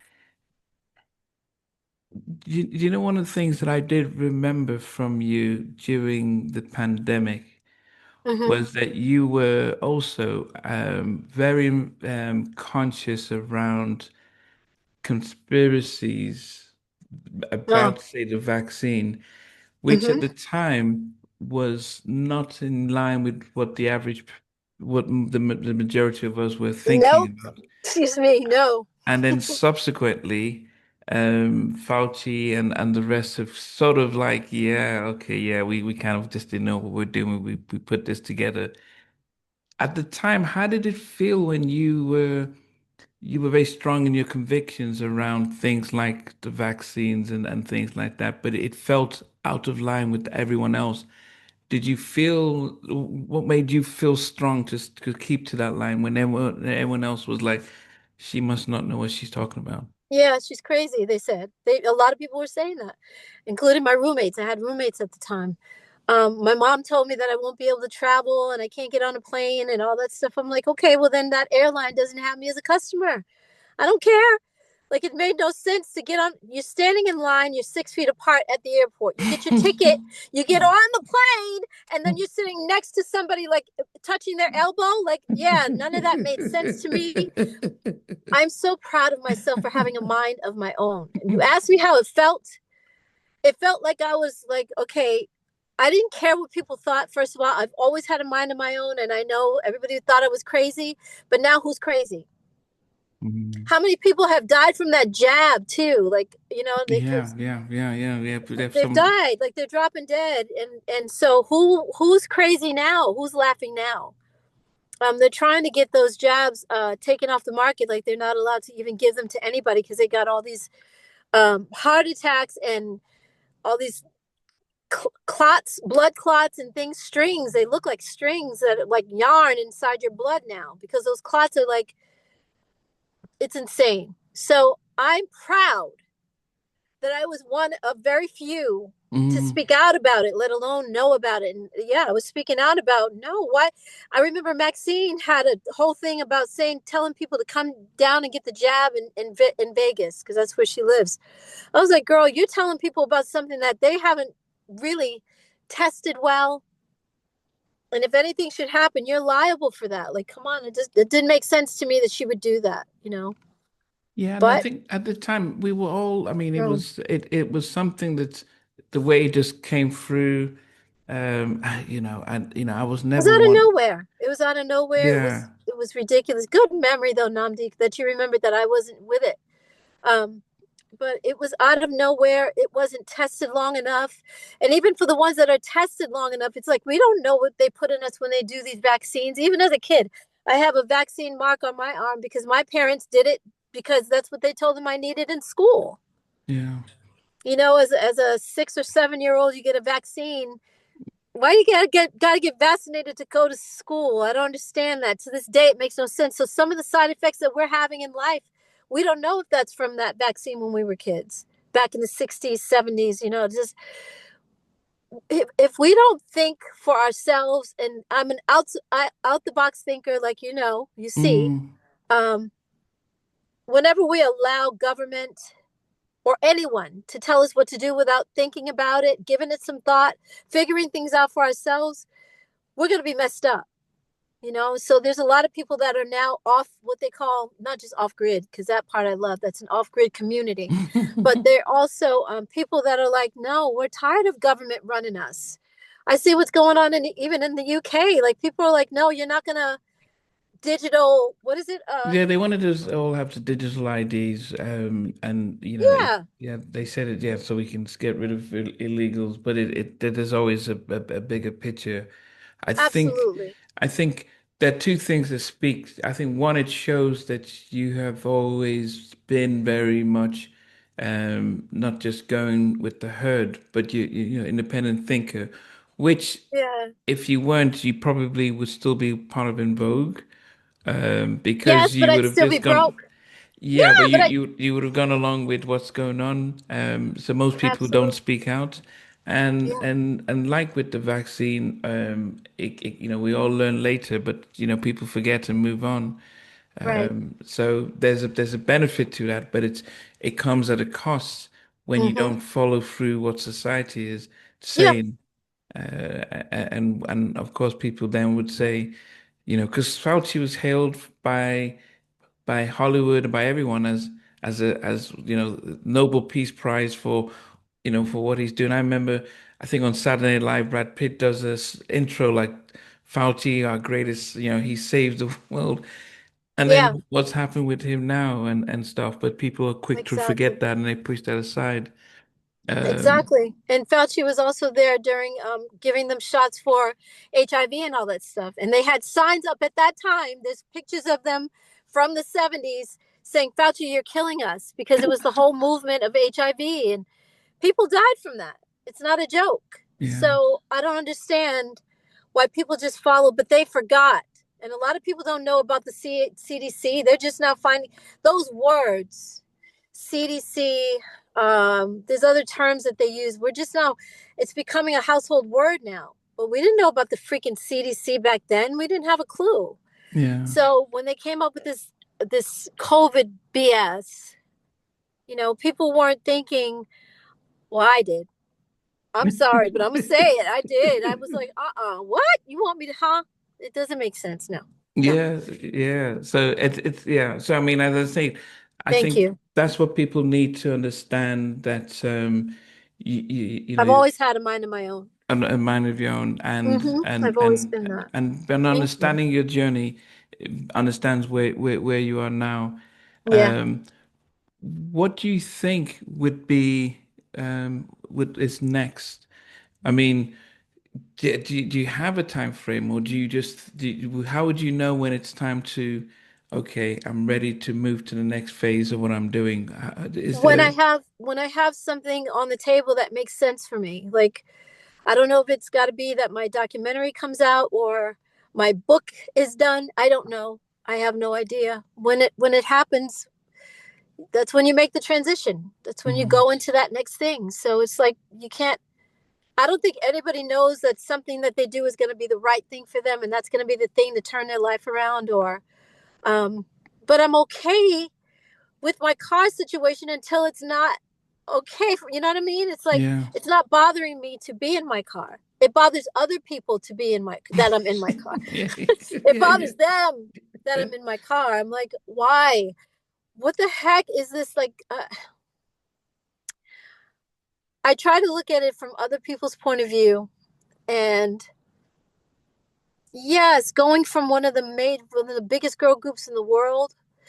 The bigger thing should be, why didn't we make more than 2 pennies a record? Like, why isn't anybody asking that question? Because if I made more money, I wouldn't be in my car. You know what I'm saying? I would be helping other people that live in their cars, but I wouldn't be in my car. So they're not asking that question though. They're asking me, "Oh my God, what are you gonna do? How are you gonna change your life?" It's like, I'm gonna change my life. I'm working on as much as I can, and I know that getting monetized. They keep telling me that the monetization thing. Maybe you know about that, Namdi. Like getting monetized. Are you monetized for your YouTube channel? Yeah, I think, and I tell when I interview recording artists, I tell them how much different it is if you were to release a song on YouTube as opposed to Spotify, because it is you offer you offer your audience a lot more. So Mm, if you were doing a day in the life of Dawn and walking into shops and stuff like that, and you right. get people tuning in for that, Hmm. or if you were doing an acoustic version of some of your songs and it's up there, that generates more than if you put a new song on Spotify.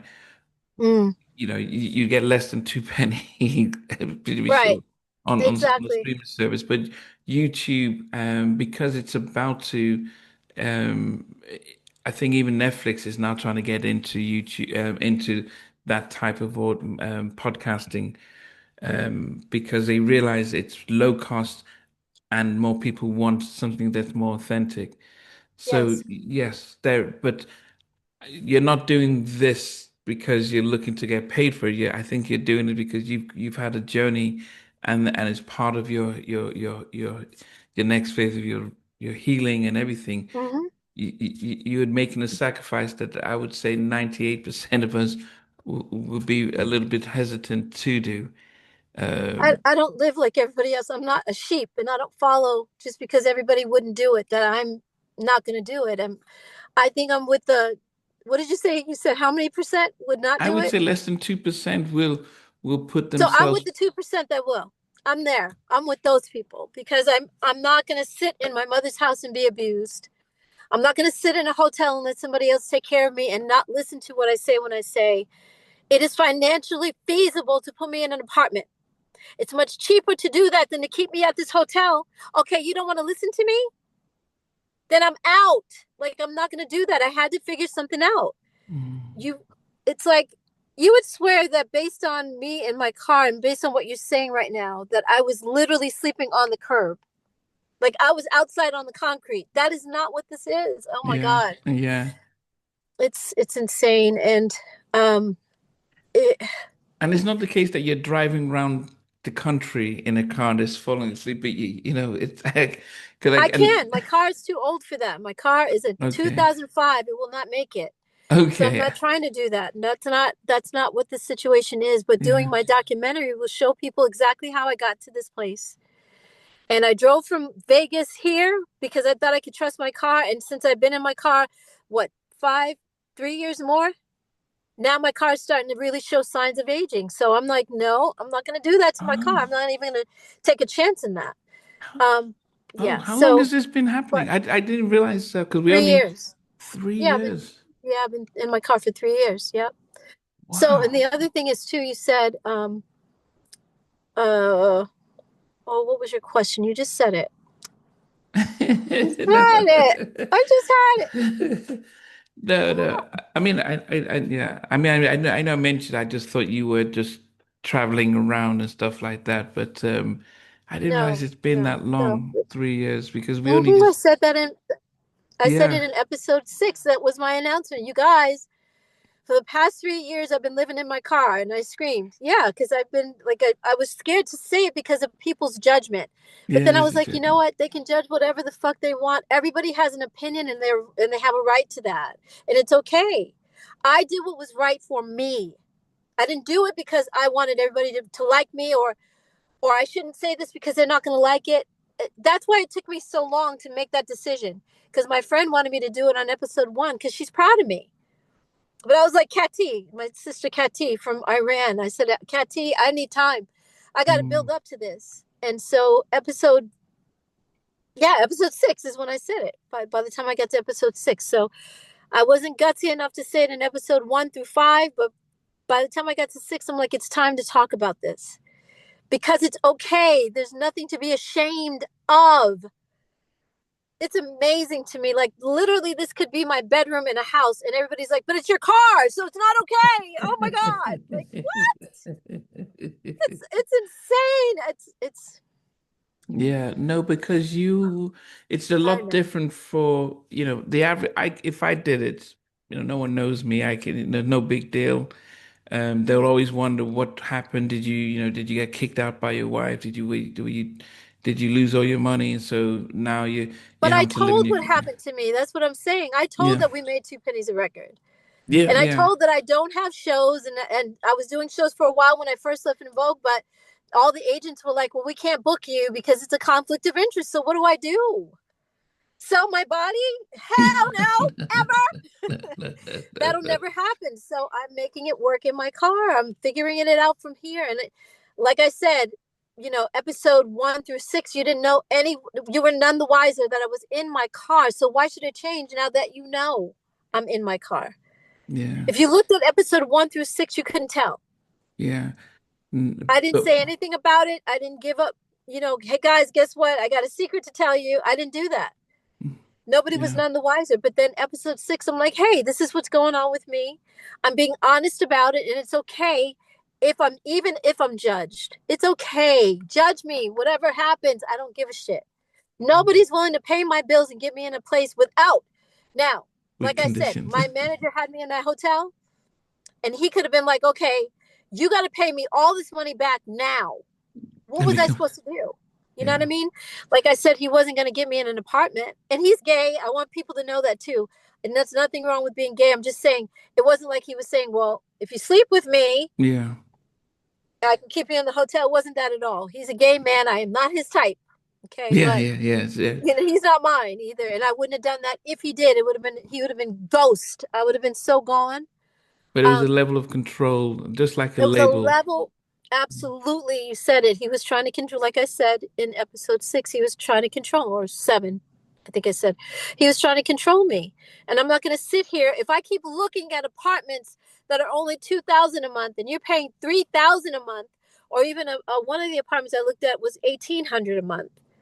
There was one that I looked at that was 1,500 a month. I didn't even like that neighborhood, but let me keep looking and I'll find one that's even less than 1,500. I know they're out there. It's just a Hmm. matter of when he didn't like the neighborhoods. Oh, this is terrible. Oh my God. Oh my God. It's no. It's like, you don't have to live here. I'm living here, not you.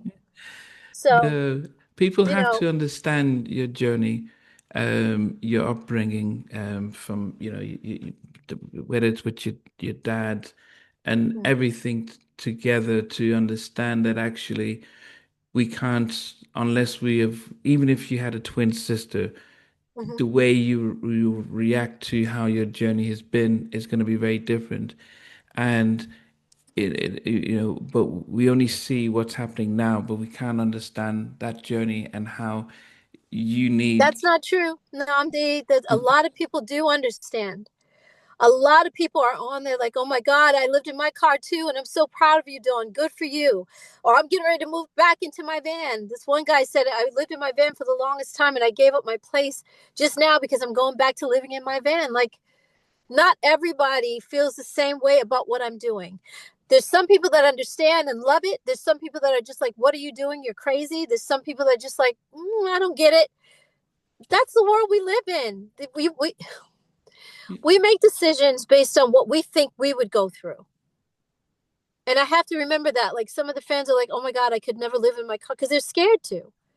Yeah, but also, but no, but the fact is, when you announced it that you were living in your car, it made headline news from the Yes. BBC, CNN. It was Yes. on, so that's a difference. So anyone else that lives in the community, they make those decisions, and maybe a few of their family and friends and ex-colleagues would say, "Oh, why is Brad living in his car?" So it's a very That's not small. true. Namdi, you're speaking generally as if everybody feels like what you're saying. There's a lot of people that are like, I said that in episode 8. If you look at it again, there was a couple that said, my husband and I were thinking about selling our house to live in our van. I'm sorry, RV. Theirs was Yeah, an RV. yeah. No, but you So there's not everybody is in the place of, oh, I'm in the van life, I understand why you're in your car, or I'm in my car, I understand why you're doing that. Not everybody is there. There's even some people like, wow, I've been thinking about that. Like I have a great job and I can pay my rent just fine or my mortgage, but I want to see what it's like. Some yeah. people are very curious about it because it's a becoming. That is why the community is growing so much. There's a reason for this. It's not just, if it was just me by myself, I'd be like, No, oh my God. no. But none Woo! of how many of them are as famous as you doing it? And that's the difference. What I mean I is got that you. yeah, that's what Yeah. I was meaning is that they're not world famous. So yeah, they could make those decisions, and only a few handful of friends and family may question why they're doing it. But when you announced it, it went Mm-hmm. news around the world, so every part of the world heard about it, Yes. and that's definitely a difference.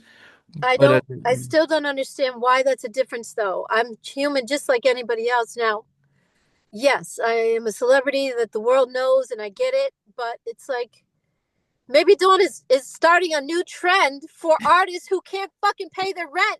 And they go to the record company and they try to get a loan and they don't give them a loan because they can't. There's a lot of elderly artists that cannot pay their rent. They don't get books for shows because they're older now and they can't work. Some of them have health mm, problems. What are they supposed to do?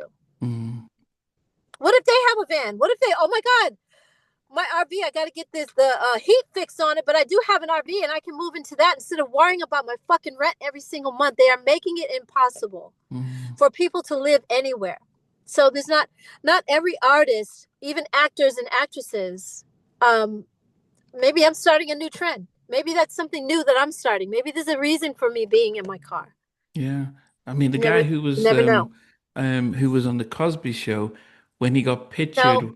different. I know what you're No, talking about. yeah, Yeah, but what I'm exactly. saying is that he needed a job, but it was almost like, whoa, you're a celebrity. You were on the Cosby. Why can't yeah? And it's like, well, I need a job to take care of my family. Exactly. And then, but we are saying, no, you're a celebrity. You have to, people are saying, let's give you some money. But it's like, you don't understand the process. So just like you, I'm sure people offered to help give you a pay for your apartment or Hmm. stuff when you first came out. And it's like, well, it's not as if you couldn't find a place, but you're going through a journey and a process. Yes. And, Yes. and It's and and more than people need to just, respect that. yeah. And if they don't, they don't. It's okay too. That's fine. I didn't expect for everybody to understand what I'm going through. That's Mm, why when I said it, I was like, oh, it's out. I finally got it out because I knew there was going to be a lot of people that judge me. And that is okay. mm, It's okay. And no, I'm not going to get a 9 to 5 because I don't know how the Cosby guy got found out, but I know the minute that Dawn Robinson, globally known, you see, it's letting people know about it, even in itself. Can you imagine if I was working at a grocery store as a checkout girl? I was in the back and I was stocking boxes, and I'm working a regular 9 to 5. What that would have been like? They would have had my picture everywhere. mm. So I'm not. I've thought about, okay, well maybe I can get an online job and not show my face at all. That's a possibility. There's all kinds of possibilities, but I'm not. There's not a problem with what I'm doing right now. No. I'm okay. I put, there's something I just remembered on the Funky Divas album. Yay! Um, Kevin Swahili. Who was Kevin Swahili? She Remember? made it up right there on the spot. Oh, Kevin Swahili. He's She got the. made that up. Okay, Terry okay. made it up. She's funny like that. Terry's hilarious. She was quick. She was quick, and she made. Because Cindy Okay. said. Because Cindy said, remember, remember Cindy said on "Waiting on You," which is actually the audition for En Vogue. My version of the audition was on our first album, and Cindy, when she says, in the beginning of the song, she calls me, and I'm like, "Hello, Kevin." She's like, "No, this is Cindy," and I'm Yeah, yeah, like, yeah, "Oh, yeah, okay, yeah, yeah. Cindy." Yeah, and she says, "You waiting on Kevin to call?" So I guess Terry had that in her head, and when we were Uh, doing our skit, yeah, Terry yeah, said, yeah. "Oh, Kevin Swahili." Yeah, yeah. Okay, okay. Terry. Oh my gosh, that was so Oh, funny. goodness. No, he's a fictional character. Fictional character. And you had Chucky Book at the beginning of the album. Say, Yeah, okay, to yeah. come out. Mhm. There was a few questions that was sent in, and Yeah, I saw the questions exactly. Dobie Yeah. Sonic asks, how was it like working with Dr. Dre during her time at Aftermath? Her contributions to the Firm album, and was the the original version of Dre's Snoop Zoom song before they took off, and added Zoom, I didn't know anything about Zoom until it came out. So I only did that one hook Firm Biz. on Firm Biz. Yeah, I did Firm Biz, but then I did something else. Did I do Zoom? I think I did Zoom. Yeah, they said you. Yeah, yeah. What? And The her. hook And on she there. was. Yeah. Yeah, yeah. But I didn't know what happened with it. I don't know what they're asking. So what happened with No. that? Yeah. Yeah. It But was great working with working with. Dre. Yeah, Dre's a consummate professional. He's amazing.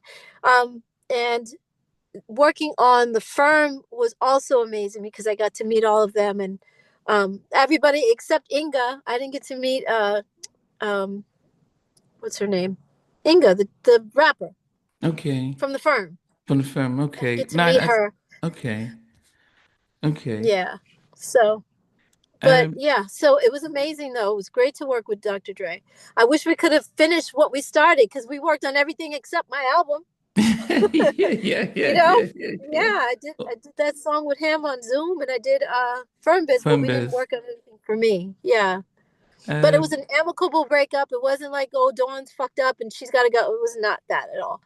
I was just like, I've been here for a year with you, and he's like, I know, but I have all these other projects that I'm working on. And he had King T, Eminem. He had the Eminem album that he had to get done, Slim Shady album. I think that was his Yeah. first album, so he was Yeah, busy.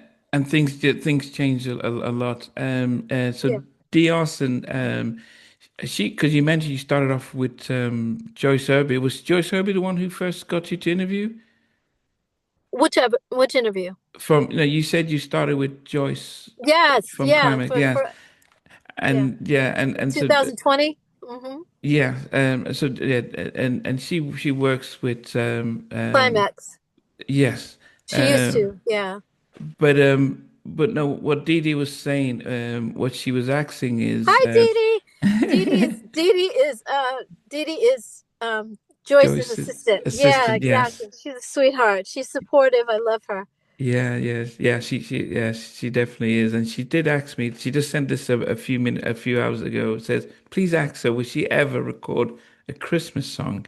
It would be timeless and something fans can return to every I would season. love to.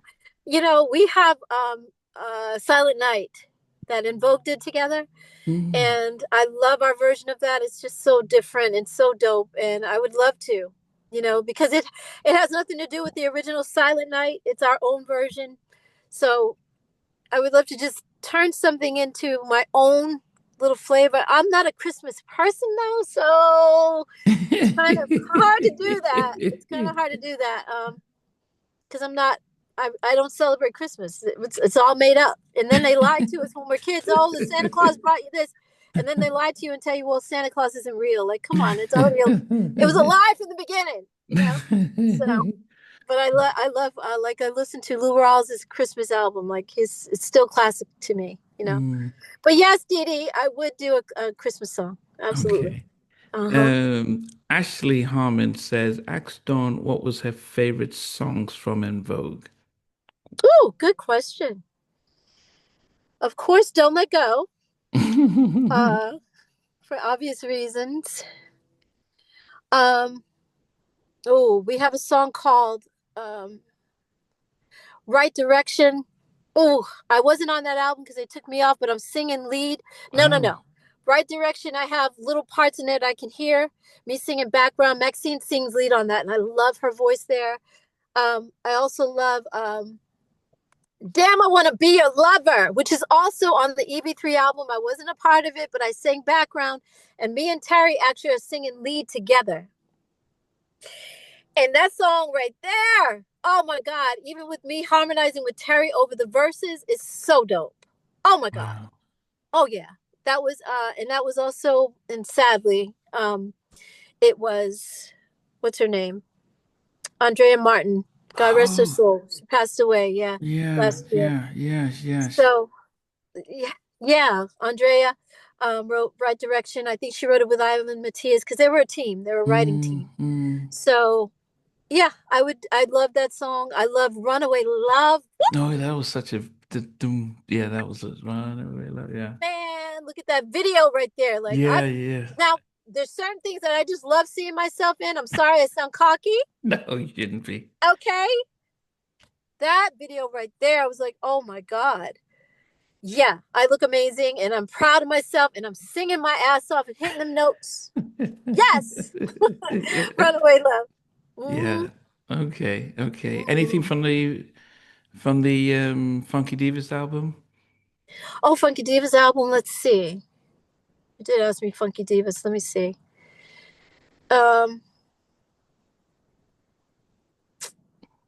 oh my God. Those songs, I don't listen to it. I mean, literally, you hear that all the time. People are like, I don't go and watch my own movies. Why? You're an actress. Why wouldn't you go? Because we don't do that. I don't know. It's just weird to see myself on screen, or in this case, it's weird to hear myself sing. But Yeah, I mean, uh, never gonna I give was it and or free your mind or giving him something you can feel. You had Fat Lady Sings. There's so many. yeah, Um, many giving him something to feel. I love my performance on there. But I think my favorite song on that album though is Desire. And I love ah, yeah. that was a very Oof. interesting. That was very interesting with the desire. It was. Yeah, Desire, yeah. Oh my Yeah. gosh. Because of how it started and then how they broke it down in the middle and took the music out and it was just our voices. Mm. And Maxine is on the bottom, so you got that rich, warm note. Oh, yes. I love Desire. I love I don't even know if Sitting by Heaven's Door is on that album. I No, don't think it no. is. I think that's EV3. You had This Is Your Life, which was the Ah, beginning. This yes. is your Okay, life. name. I I like the love This story Is of Your that. Life. I love that song, but that's not my favorite. Name another one. You see the album? Okay, My Loving, You're Never Gonna Get It. Hip Hop Right. Lover, Free Your Woo! Mind. hip hop. Yes, Maxine on there. Oh my God. Yeah. So a lot of times Maxine and I would team up. As you can see, Never Gonna Get It, and then Hip Hop Lover. Mm. Do you Uh, dance, babe? Yeah, that part that I'm yeah, but singing in the background. even fat, it ain't over till the fat lady It ain't sings. over till the She's fat lady singing it, sing. and then you're just rapping. Yeah, It, yeah. yeah, yeah. What else? What Then you other had songs on? yeah, well, Give It Up, Turn It Loose. Yeah. You did the cover of Yesterday, Oh wow, I Hooked love on Your Yesterday. Love. You know Uh, what? I got to go back to Give It Up, Turn It Loose. Maxine, I cannot watch us on the inauguration for President Clinton. We performed at the inauguration party the day before the inauguration, the night before. mm, I can't watch it because I get too emotional. I love Maxine was so confident. Oh my God, that girl. She was so confident when she performed that song. I know she was nervous. We were all nervous, but she sang so well. And the way she's, looking at the audience and she's just doing her thing and enjoying herself. It's like, yes, give it up, turn it loose on that. For that performance, that made me love the song even more because of how confident. I was like, go ahead, Maxine. You can actually hear just before she gets ready to sing on that song. You can hear me in the background say, yeah, go, or something like that for Maxine because she's getting ready to start singing. So, yeah, give it up, turn it loose. Definitely. wow. You know, Yeah. one of the things I really appreciate about you is that despite the heartache with the group, you've Mm. always been very complimentary of Thank you. and I have not Yeah. taken that away because even when you sang a cappella for the first interview and you said yes, I can remember being with my sisters and we were singing it, and so there's a separation of being able to separate the pain of what happened, but being able Yeah. to appreciate them and not It's take very away their hard. talent. It's very hard. And thank you, Namdi. Please just let me say that. Thank you.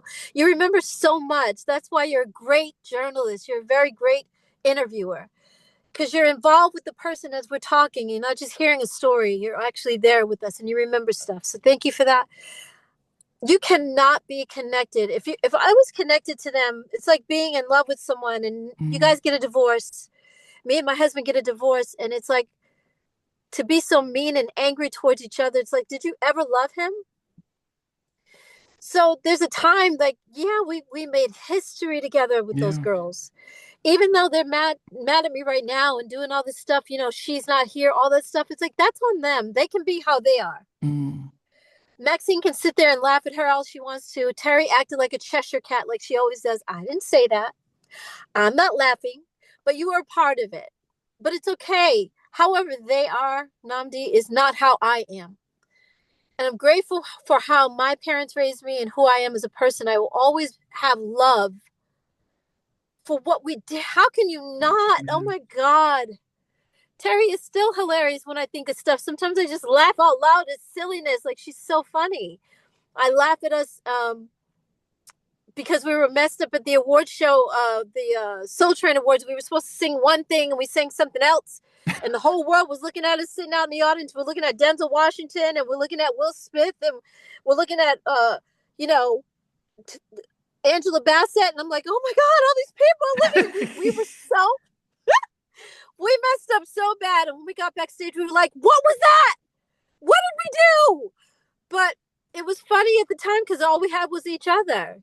So why would Mm, I have those memories and I'm always going to be fond of those memories. yeah. And Terry in my mind is always going to be hilarious and Maxine is always going to be the mother hen and she can't stand me and Terry because we're too silly. Oh. That was life with us and it was okay. It was now I feel like crying, but it was what it was. It Yeah. was what it was. Yeah, no, so I think people will see that that you appreciate them for their talents. I mean, just fact that you said about doing the inauguration, how proud you are of Maxine and stuff. That's Yeah, I am. I can't watch it without that. I can't. It's hard.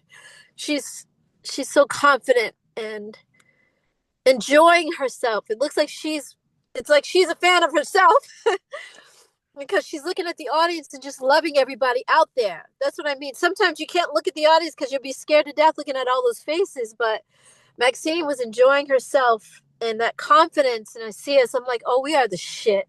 Look at En Vogue, like look at us, we are the shit. And it's like, what happened? How can you guys let this go? How Yeah. can you let, you know what I mean? It's like I said, you treat me a certain way, you should treat Terry the same way. It's like, be fair across the board. If you're going to kick me out for doing a solo album, kick Terry out for the same reason. Yeah. Terry did it first. Yeah. Yeah. Yeah. We've said, but Terry did it first. It's yeah. like ridiculous. It's family, and that's what we should have remained family. Yeah. But And I got yeah. to get on to the Rhona thing real quick. And I know we Okay. touched on it a little bit, but it's like, this is what they're showing right now, and how they're treating her is exactly who they are. And the truth can only be hidden for so long. It's like, after a while, when you're a narcissist, and I think they are all narcissists, they Wow. think that they can get away with doing certain things and it's not going to come back to haunt them. And this time they were wrong.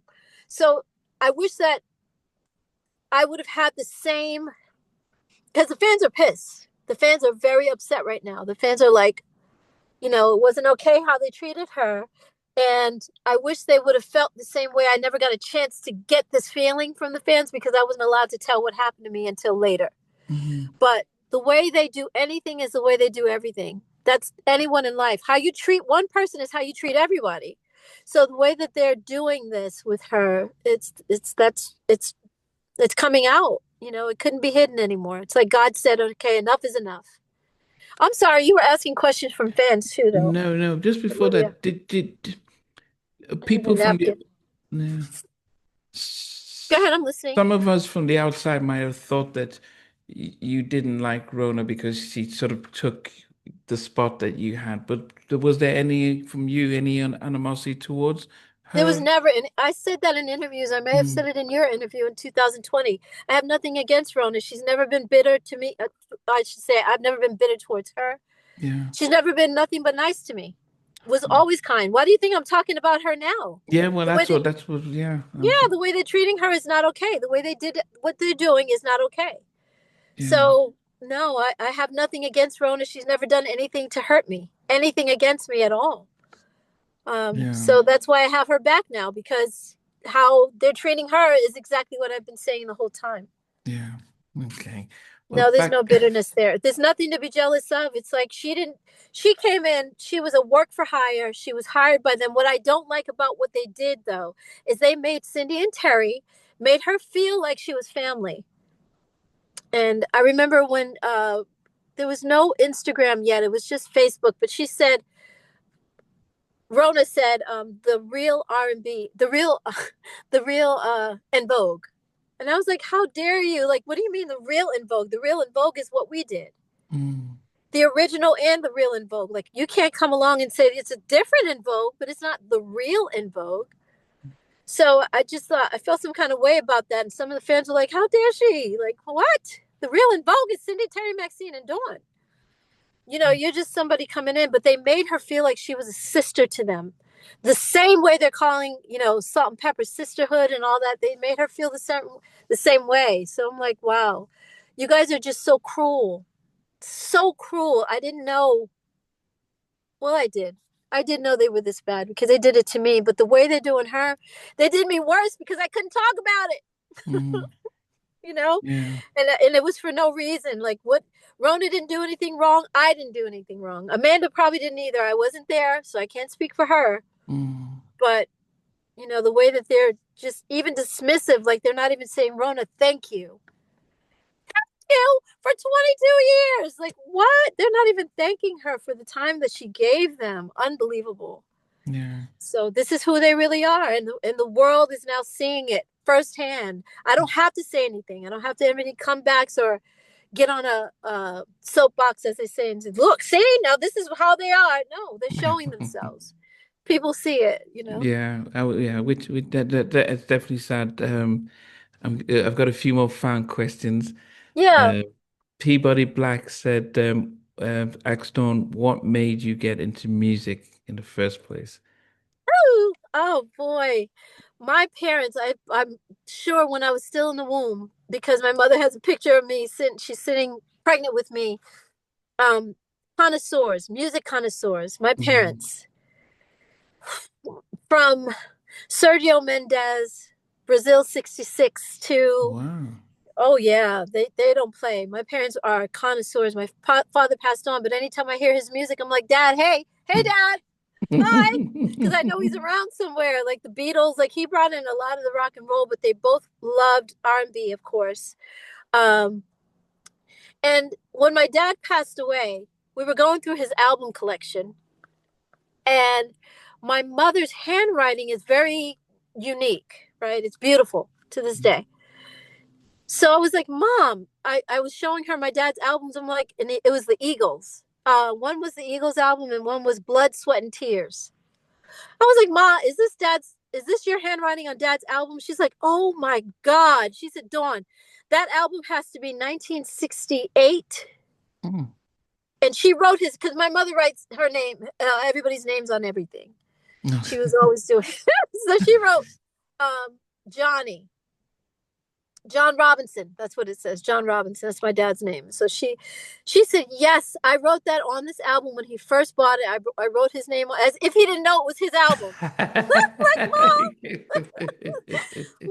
why do you have to write? So when we would go to camp, just real quick off the subject, but when we would go to camp, my mother would write our name on the inside of our t-shirts and our panties, and you know what I mean. It's like, yeah. So and she would always do that, so that our sleeping bags, you know what I mean. Mm, Our yeah. socks, she didn't do that with our socks, but everything else, she wrote our names on the. So she wrote his name all over those albums, and to this day, so they were together when Blood, Sweat, and Tears was out. And my mom was like, yeah, that album played in the house constantly. That's Mm, my parents are amazing with music, and that is where I got it from. So my father, I think I was in the car with my dad. I'm sorry, I think I was 2 years old because I was with my dad. And he said I was two. And at the time, the Beatles had a song called Michel My Belle. And Michel My Belle is a lot of it is in French. And he mm. said he was listening to me and he's looking at me in the passenger seat. Now, at that time, there were no seatbelts. But he was listening. He was listening to me. And he had a car, his Volkswagen. If you went too fast in the corners, the door would fly open. The latch wouldn't stay closed, and there was no seatbelt. So you can imagine how my mom was like, "Do not take her out of this house." Well, we were going, I guess, going to the store or something. He could hear me harmonizing with Michel My Belle and singing with him. And like I said, a lot of it is French. So, "Sont des mots qui vont très bien ensemble, très bien ensemble." And I'm singing that with my dad, like, yeah. And so he came in the house and was like, Barbara Jean, Dawn can sing. And she's like, Johnny, we're teaching her how to talk. And you tell me that she can sing? And so he put on that song in the house and I sang it right there in front of her. And she's like, oh my. So I don't think that was how they discovered I had talent per se. But anything that came on, they would listen to me sing. And they're like, oh my gosh, she does have an ear for harmony. And ooh, they didn't know the real terms because they're not, you know, like music teachers, but they knew I was doing something and they know harmony. So they knew that. So that's how I got into it. I love music. I can listen. If we didn't have food, but we had music, I would have been You okay. give me Because okay. music is life. Yeah, it is. His music is the fruit of love. Play Oh, on. it is. It is. There was something the other day that someone actually yesterday or the night before, they posted something and there's a store, a music store, and I wonder, I keep saying I think it's in London because it's so cold, but it might be in New York. And they play live music and the door, the it looks like the whole wall is open and anybody can just walk in. So there's no real door. It's like the whole wall opens up Yeah. and people can walk in on either side of the rows of music of the albums. And they have vinyl. I think it's called Oh, vinyl something vinyl. yeah. It's in Paris. It's in France. It's in Yes. France. Yes. They Yes. had Yes. all these people were dancing to like Sly and the Family Stone, and they were white people too. And I'm like, Yeah. that's Yeah. what music does. Music is Yeah. universal. It has no color. And Yeah. so I was like, yes, let's celebrate this man and his greatness. You know what I mean? And the Mm. people were, it was an old white man that was singing along to it and knew the words. And I was like, Yeah. Yeah. So yes, it's in that, Paris. Yeah. That's about the record store in I Paris. said, Yeah. that makes me feel, and I said, that makes me feel so happy. And they've been re, what do you call it on Instagram Yeah. when they Reposting keep, it. people keep liking that. Yeah. What I said Yeah. about, because it was so joyful. You can see that he was happy and singing along as he was going through the crates of Yeah. albums. But music is, And it's a yeah, very, that's universal how I got language. into it, though. Oh, okay. Now, his other Hmm. question was, Sure. what's the biggest challenge you face in and out of music, period? The biggest challenge of what? Of Yeah, face what that you of it. faced, whether it's music or outside of music. Oh boy. Um, the biggest challenge, I think, was being forced out of the group. That was Okay. like, what am I going to do now? That Yeah. was my biggest challenge. I haven't had any health problems, thank God. I'm healthy Mm. and mind and body. Thank you, God. Some people would say otherwise. Oh, she's crazy. Okay. Yeah, I'm crazy, but you keep coming on my page to say that I'm crazy. Like, who does that? If I see a crazy person walking down the street, I don't tap on the shoulder and say, "Sir, you're crazy." I just don't deal with them. Yeah, it's like, what is, so it's just enemies trying to make me feel bad. And I'm like, I'm not having it. I Yeah, keep laughing them off my channel, but you come on my channel to tell me I'm crazy. But yeah, that was my biggest challenge, was trying to figure out my life after En Vogue. yeah, And I really wish that Lucy Pearl would have lasted. I don't understand Raphael's disdain, and jealousy. Like I said, we were on his label. That was a bad ass group. Woo! That mm, album, to this day, I can barely listen to him sing because it makes me emotional too. My uncle, before he passed away, used to always say Raphael has something in his voice that, he said, he's not a crooner. He's not like a, he said, but there's something like, what's his name? The OJs. No, not the OJs. The, oh my God, I can't Not think of the guy's. Levert? Is it Levert or which No, one? not Levert even. It wasn't even, it was, but he said he has the same type of voice where Mm, it's not the pretty Luther Vandross type of voice, but it's his mm, own unique sound that Raphael has. yeah, he does have his own sound. Yeah, He yeah. does. And when I hear it, I'm just like, again, I get like, Raphael, why did you mess this up, dude? I was there. Even when I lost my house, I was in London with you. I was in Amsterdam. I was smiling to the cameras, and I wasn't faking it. I was really happy to be there. I didn't care. I hurt about losing my house, but I was still doing my job. You know what I mean? Mm, And then when we got to, oh no, no. So Lucy Pearl didn't ever go to Ireland. But when I was back in Vogue in 2009, and we were preparing for our 20-year anniversary, 2010 anniversary would have been our 20-year. Um, we were in Ireland for the first time with me, because I know they had probably gone there. When we did the Lucy Pearl song and Terry introduced me, the fans went nuts. They lost their minds. That video is actually on YouTube. you sure? Yeah. And we did. She introduced me and said, "From Lucy Pearl," and they lost their minds with that. But then when the song started, "Don't Mess with My Man," Mm. because that song was much bigger in the UK than it was here in the Oh States. wow, I was Mm. massive here. Yeah, it was massive here. Yeah, around Europe. Yeah, exactly. So I'm like, Raphael, why did you mess this up? My God, like, oh, it was so great for us. I thought, wow, you know, like I said, I brought those producers in. I don't know if you saw. Well, you did say you saw episode Yeah, nine, I but did see it when you did mention you yeah, showed those producers, two producers that you were. Yeah. amazing guys, amazing talent. Mm, Um, so everybody together. Ali didn't do as much on the project as those guys did, and Raphael just played bass mainly. Um, but what a great project! mm, Lyrically, melodically, all of it. I just don't understand why he would destroy that, especially because it was on his label. mm. Okay. Well, the next question he has is how do you relax? Oh, what do I do to relax? I go to the movies a lot. I am a movie Oh, buff. wow. Yeah, I go to the theater. So Tuesday nights is AMC, um, has $5 nights, movie night, and Okay. I try to go and see a movie every Tuesday if possible. Mm. Because it's $5. Like, I can, I can afford that. I may not be able to have, a nice dinner every night, but I eat. I definitely eat, y'all. Please don't start sending Dawn, what do you call it? Coupons for Coupon. restaurants and stuff. I'd eat. but I like to go to a movie to just to zone out because I feel like when you go to a movie, you're in someone else's story. Mm.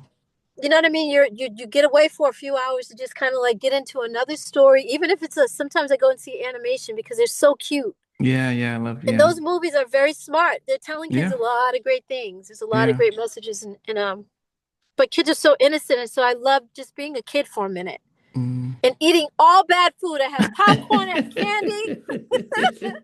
I don't do soda, so I won't do that. But I'll bring like a my bottle of water. Sometimes I bring a juice or something. But I love going to the movies. Yeah, What's yeah. been something, so just as a relaxing, what's been something that you really watched this year that that you can recommend? Oh, I just saw the movie called The Longest. What is it called? The Longest Mile.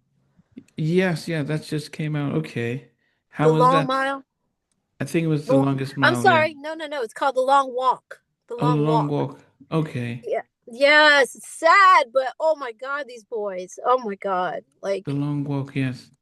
mhm. Yes, that just came out. It Okay. sure did. And So it was great. you recommend watching that?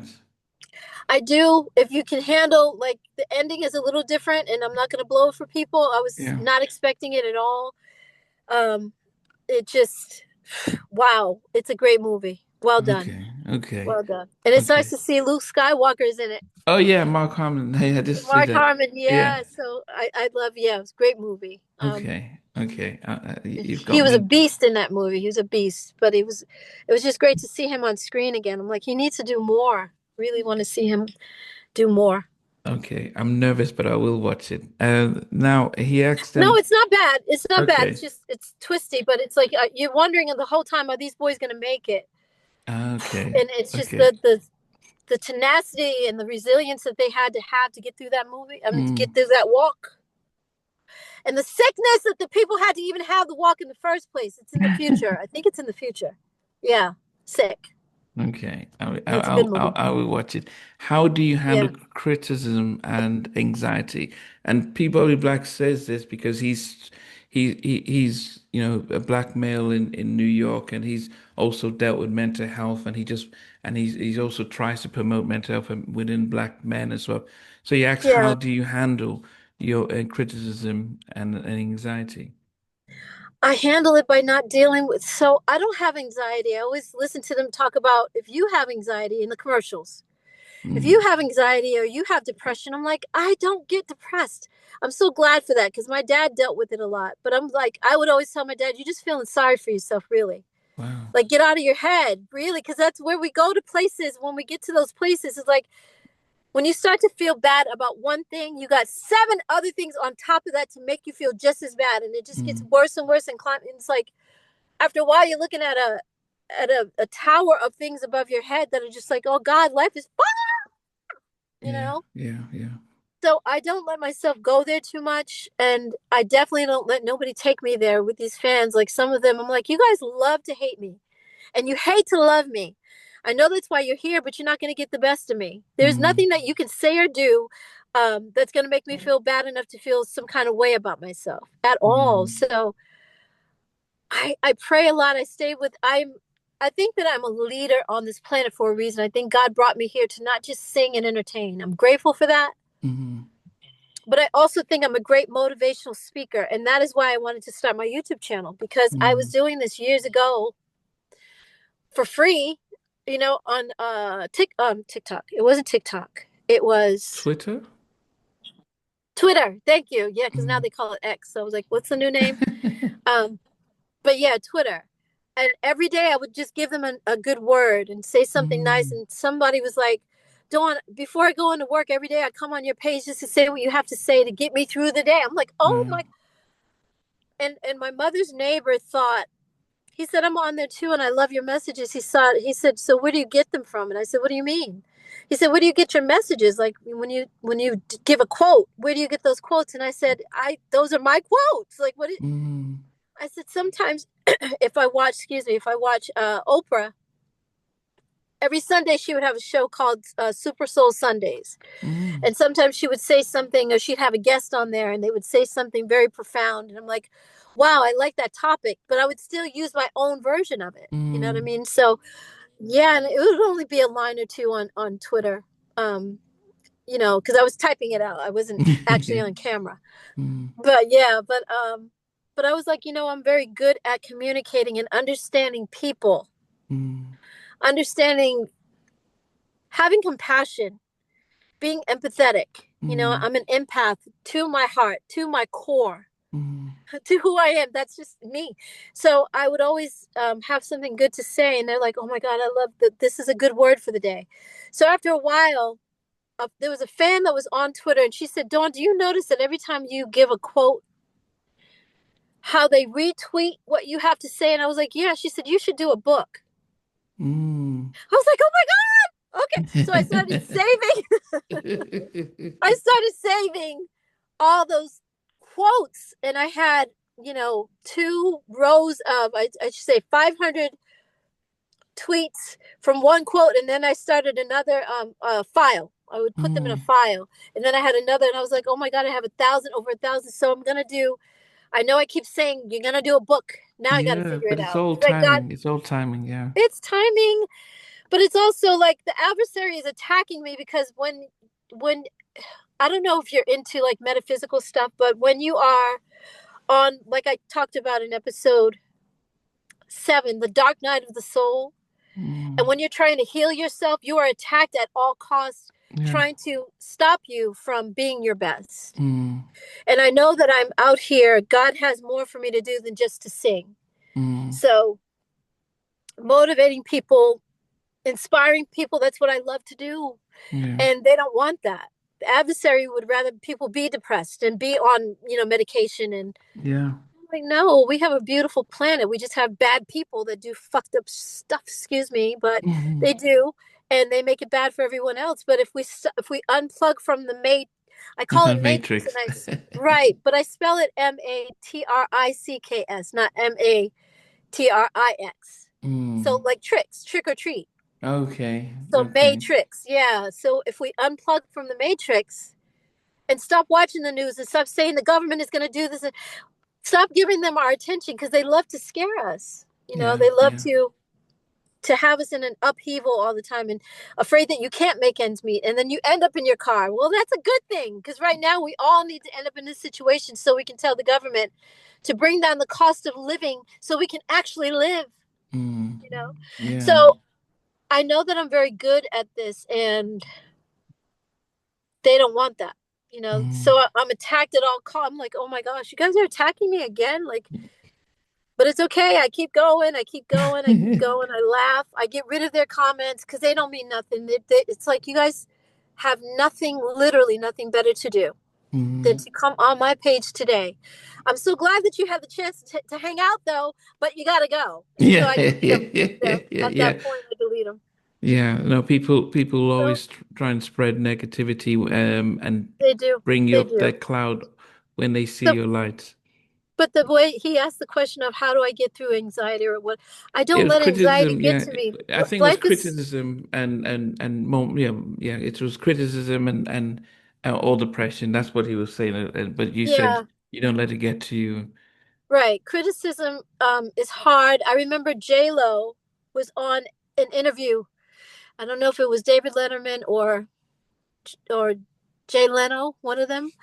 But he asked her, "Wow, it must be hard. You're on your fourth husband." I think she said, and he wasn't trying to be funny, but he was just like, "I Okay. know it must be hard to read all of these bad comments, and Mm, reviews and stuff." And she said, "Why would I do that? I don't read that stuff. What, because that's someone else's opinion of me, and they're yeah, wrong." yeah. You know what I mean? So I don't let anyone's opinion. I don't care who the hell it is. I've been Mm, like that since En Vogue. I used to be very timid when I first got in Vogue, and I found myself. I found my grown woman Dawn. I found that girl that needs to stand up for herself. And Maxine stood up for me one time, and then after that, I continued to stand up for myself. mm. So yeah, I don't let people's criticism. What the hell? How can you criticize when what is your life doing? It's true. You've And not most walked people a that mile in my shoes, and yet you want to absolutely. say something. Yeah, Yeah, yeah. and most of these people are on computers, sitting behind Mm, in a comfortable bed or on a couch somewhere, saying mean things. because they've never been in their car and they never could make this work. Like I said in that episode, Raphael couldn't do what I do. If he was forced to, if there was an Armageddon right now, because they keep saying it's the end of the world, they keep saying it, but I know how to survive because I've been doing it. Like, hello, I could do this. Um, he wouldn't know how. He couldn't do it, so I could teach him some things. And his last question here was if you could have dinner with any musician who's living or has passed, who would it be and why? If you could have dinner with any artist who was in past or present. Oh my gosh. I think it would be Ella Fitzgerald. Mm. Yeah, because I did a song for the movie Life called Drop Me Off in Harlem, and that's her song. Wow. And I was blown away. When I got to the studio, I'm thinking it's going to be like it normally is with us. Like we have a booth and we go into that separate booth, and the musicians they do their thing either the day before or the day Mm. after. The whole 50-piece orchestra was behind me. Wow. Yes, and I had to stand there with the old-fashioned microphone, the big square ones. Mm. And Ted Demi was the director, and I was like, Ted, I cannot do. He's like, Dawn, yes, you can. They didn't film that. I wish they would have. Today they would have Oh, done it, but mm. yeah, they didn't film that to the making of the movie. But oh my God, I had to sing with this whole orchestra behind me, and I told him, I said, I cannot face them. So I'm going to turn around and have my back to them. But it was a 50-piece, beautiful orchestra behind me, strings and Mm. horns and just what? Stand up bass. Oh, it was amazing. So I would talk to her about, like, are you ever nervous to do that, Ella? You know what I mean? I would just ask her those questions. Um, and then if I could have one more person, it would be my dad. Like, I got to tell him some stuff. I got to tell him some things. I got to, because what I'm doing now in my life and how I'm being treated, he was ostracized in our family to a certain point because they looked down on him. He wasn't always his best. He was very intelligent, but he didn't use his intelligence in life. So Mm. he was kind of like the black sheep of the family in a way. And and so I always tell him, Dad, this is for us. I'm doing this for you and I. Mm. I would have him back and I would say, Dad, what do you think I should do next? You know, when should I yeah, what should be my next move? But I know he's with me always anyway. I talk to Mm. him all the time. I always tell people if you have someone in your life that passed away and they had a certain song they loved or a group or an artist that they loved, anytime you hear those songs, you know that they're hanging out with you, you know? Mm. So when I hear the Beatles, I know I'm like I said, hey, Dad, hey, because he's with me, whether I'm in the grocery store or wherever, you Yeah. know? Hmm. Then whose idea was it to sing yesterday on Funky Divas? Then was that That was Denny. Denny came up with that. okay? I thought yeah, I Yeah. thought that okay. Did that? Did he ever hear? Of course. Oh yeah, he wouldn't have known the song if he didn't know the original, you mean? Is that what you No, mean? no, no. Whether he, what? No, Oh, how my he's dad. yeah, Oh, yeah. my dad. Yeah, my dad died after my dad died in 2014. So yeah, he heard it. Okay, so he He saw yeah. definitely. Okay, Mhm. yeah. Because Yeah. I did yeah. Wow. In fact, Yeah. I did wonder when I listened to your version of Yesterday and Boys to Men had a version of Yesterday. Oh, they did. Yes, they Why didn't I did. know that? I think I might have known Did they? that. I think there was a cappella or had some Wow. music, but there was. It was. You guys were. It's a pity there was no Boys to Men and Vogue collabo because you guys were, both Exactly. vocal powerhouses and in your own Yeah. ways and stuff. And you know what's crazy, Namdi, is that we did shows together. Oh wow. We sure did. We performed together. We would always tease them when they come off stage because they would open for us. And when they Mm. come off stage, we would be like, "Okay, that was good. That was pretty good. We're Wait and we're gonna see. do what we're gonna do our show in heels, high heels. Try to top that. You guys can't top that. Yeah, we would Yeah, tease it and make fun, but yeah, we should have done a song together, yeah. even an album. You know how I don't know if you guys had it in the UK, but I think it was TCB. It was the Supremes and it was the The miracle. Okay. Temptations. Temptations. Yes, yes, Mhm. yeah. Yeah, the Supremes and the Temptations, and they did TCB together. So that was always great, and I think it was just a TV special that they Okay. did. I don't think they Okay. did an album. I don't think they recorded, but that would have been great. Yeah, definitely. Now we've Mhm. got some questions from Alex Clark, and he says, Yeah. ask Dawn if she ever recorded the original version of the song Too Gone. I think that was on the Too gone too long? Yeah. Yes, yes. I did. Yes, I did. I'm on there. I'm on whatever too. I saw the question that they asked about whatever as well, didn't they? Yeah, yeah. AXA, The did she song whatever. re-record it? How did you record your vocals on a song, whatever, by En Vogue? Yeah.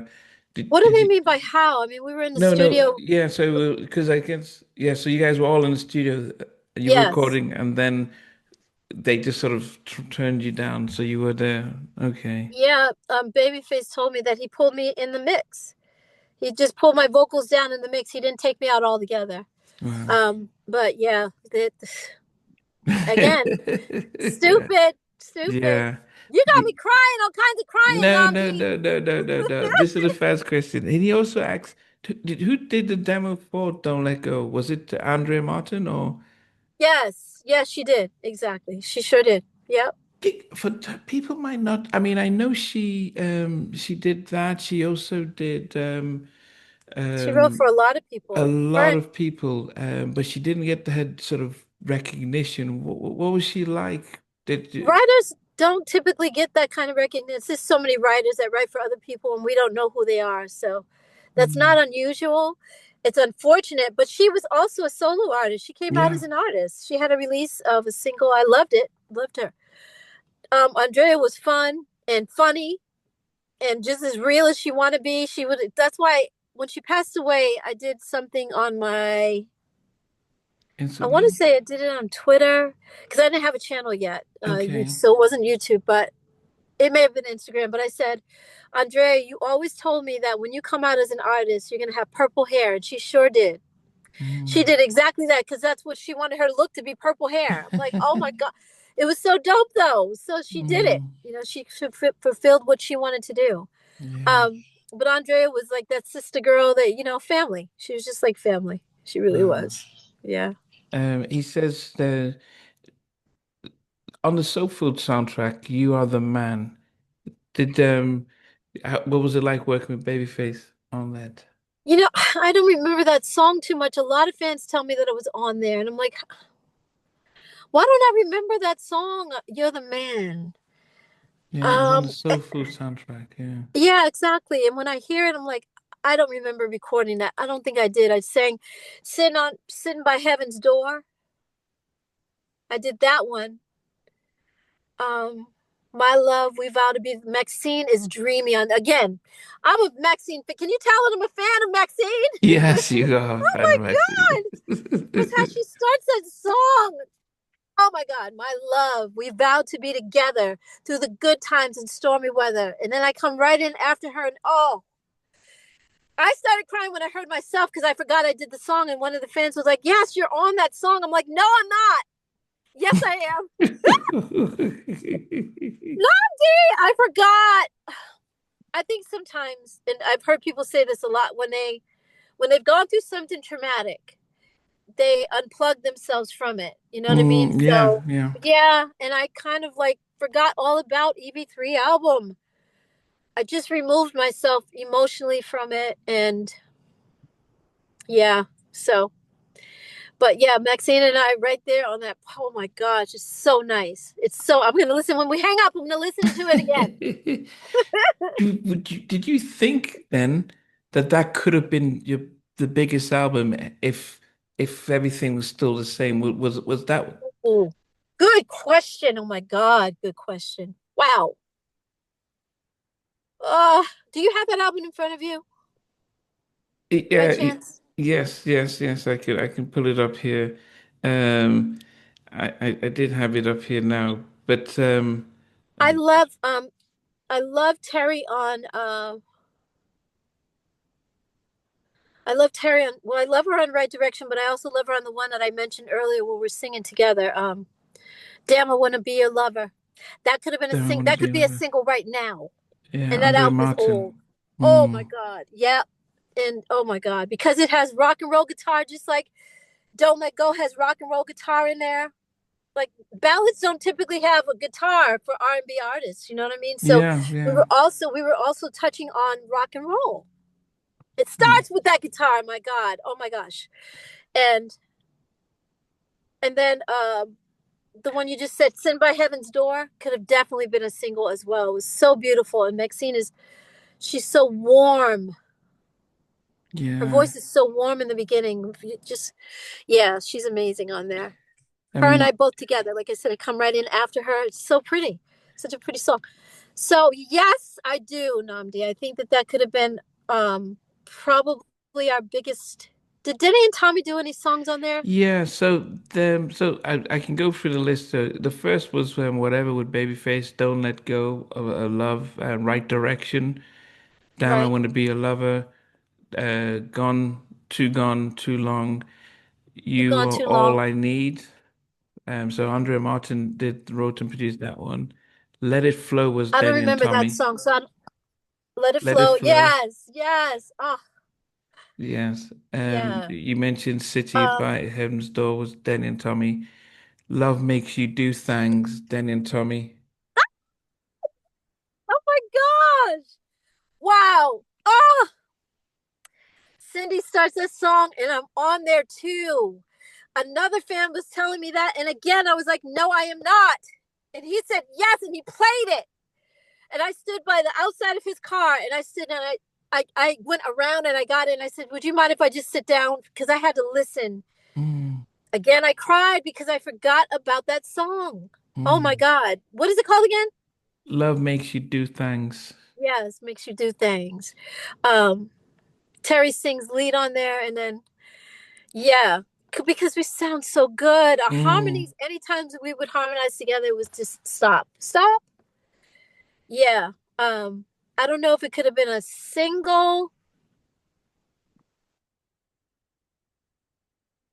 but Sin by Heaven's Door definitely could have been a single. That song is so beautiful.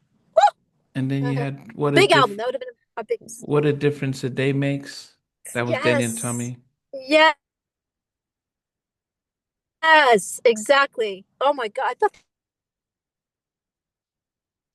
Uh, and oh, I think yeah, yeah, and then we've got Eyes of the Child. That was Danny and Tommy.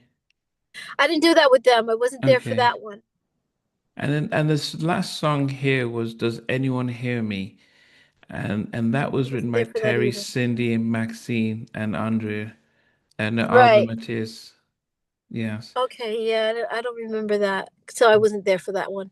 I've Got a But Gun, Danny and Tommy. That was okay. somebody said I'm on there, but Well, you can't, yeah, but I mean, we're talking about some 30 years odd years of there.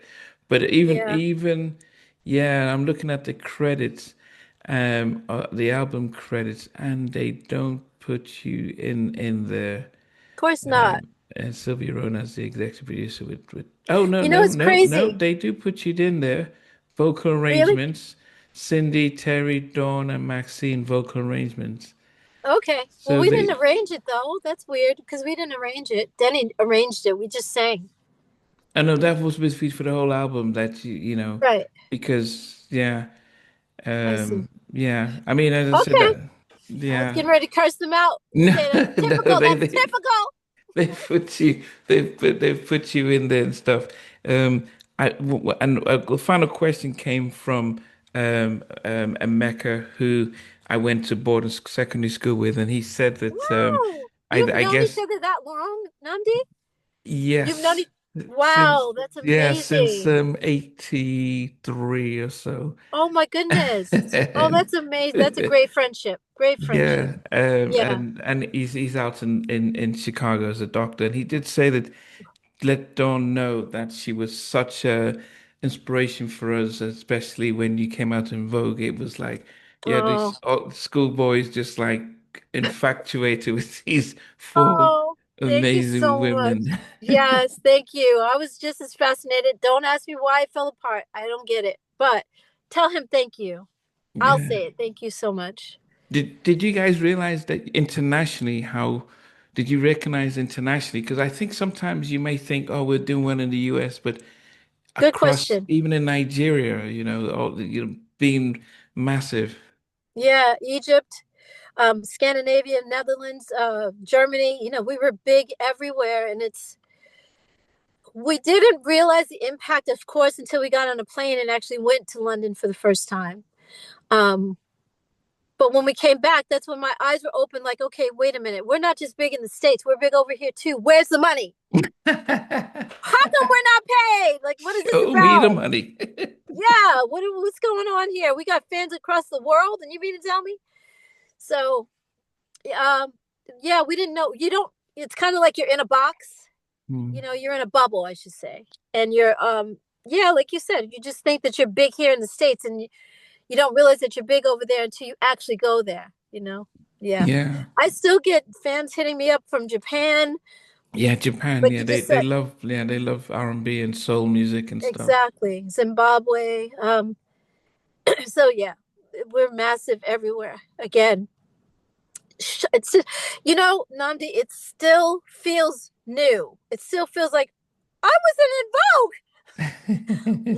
Yeah, it feels like that. It feels that way sometimes because I still cannot believe it. It's just amazing. What a blessing. So if and when En Vogue get inducted in the Rock and Roll Hall of Fame, technically, all four original members will need to be I invited will on be stage. right there. I'm Okay. gonna be right there. Oh yeah, you're not stopping me from that. They're not stopping me from anything. They can't. You know what I Mm. mean? The Temptations got on stage together. That's why I didn't understand why they didn't have Rhona. The Temptations were two different groups. Yeah, Eddie Kendricks and David Ruffin had their own version, and the other guys yeah, stayed in the original group. And they all got on stage, six guys on one side, six guys on the other, but they yeah, came together in the middle and they got that induction. They sure did. yeah, So yeah. you're not taking that from me. They're not doing that. Absolutely. Yeah, yeah. I will be Especially, right. Hey y'all, how y'all doing? especially as you're on the first three albums and the most successful albums as well. Yeah, not just the first three, but then Don't Let Go, which actually ended up on EV3, but it was a single by itself. Come on, you're not gonna act like I didn't build the foundation of En Vogue with you. Yeah. And I will be right there to get my star in the Walk of Fame as well. I'm gonna be right there.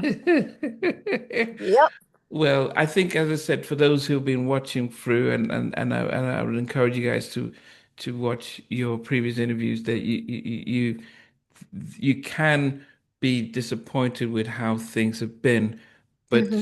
you're very gracious at celebrating this their talents and their creativity Yes, and who and the they are as leg. people. I don't like what they're doing, especially now. It's not right. Like I said, wish Rhona would have said her. I wish Rhona had the same tenacity that her sister has, because Rhona's sister is going in on them, and rightfully so. Yeah, Because you just there's a way to treat someone, and I didn't have the luxury of that. They did what they did to me, and nobody was really speaking on my behalf. But Rhona's sister's like, y'all messed up, and now the fans are seeing it themselves. But our legacy is you can't take that away. It's just it is what it is. It's beautiful. What a mm, joy. What a blessing that we were to the world. Like we got to really do that. How many groups came out at the same time as us and never got seen or heard from? yeah, yeah, yeah, yeah. I mean, yeah, yeah. I mean, Yeah, yeah, yeah, or didn't have the hits that we had, and so they kind of drifted away. And it's like, oh my God, whatever happened to them? Um, and so we didn't have just one big album, but we had two, and then we just kept getting bigger and bigger over time. And I'm like, why? I don't get it. I will always be proud of us, and I will always celebrate En Vogue and what we did. yeah. It makes no sense. Well, I mean, I think it'd be good just to see if there's any final th thoughts from you. I know it's 3 o'clock in the morning here, but it'd be Yeah. good to Oh, see. And I have my clinic start at 9 in the morning, but hey, you're never this is gonna wake up. Oh my God. Goodbye. Bye. Go no, to no, bed. no, no, no, no, no, no, no, no, No, no, D. no, no, no, no, goodness, no. You're gonna be Uh, sitting there like this with your.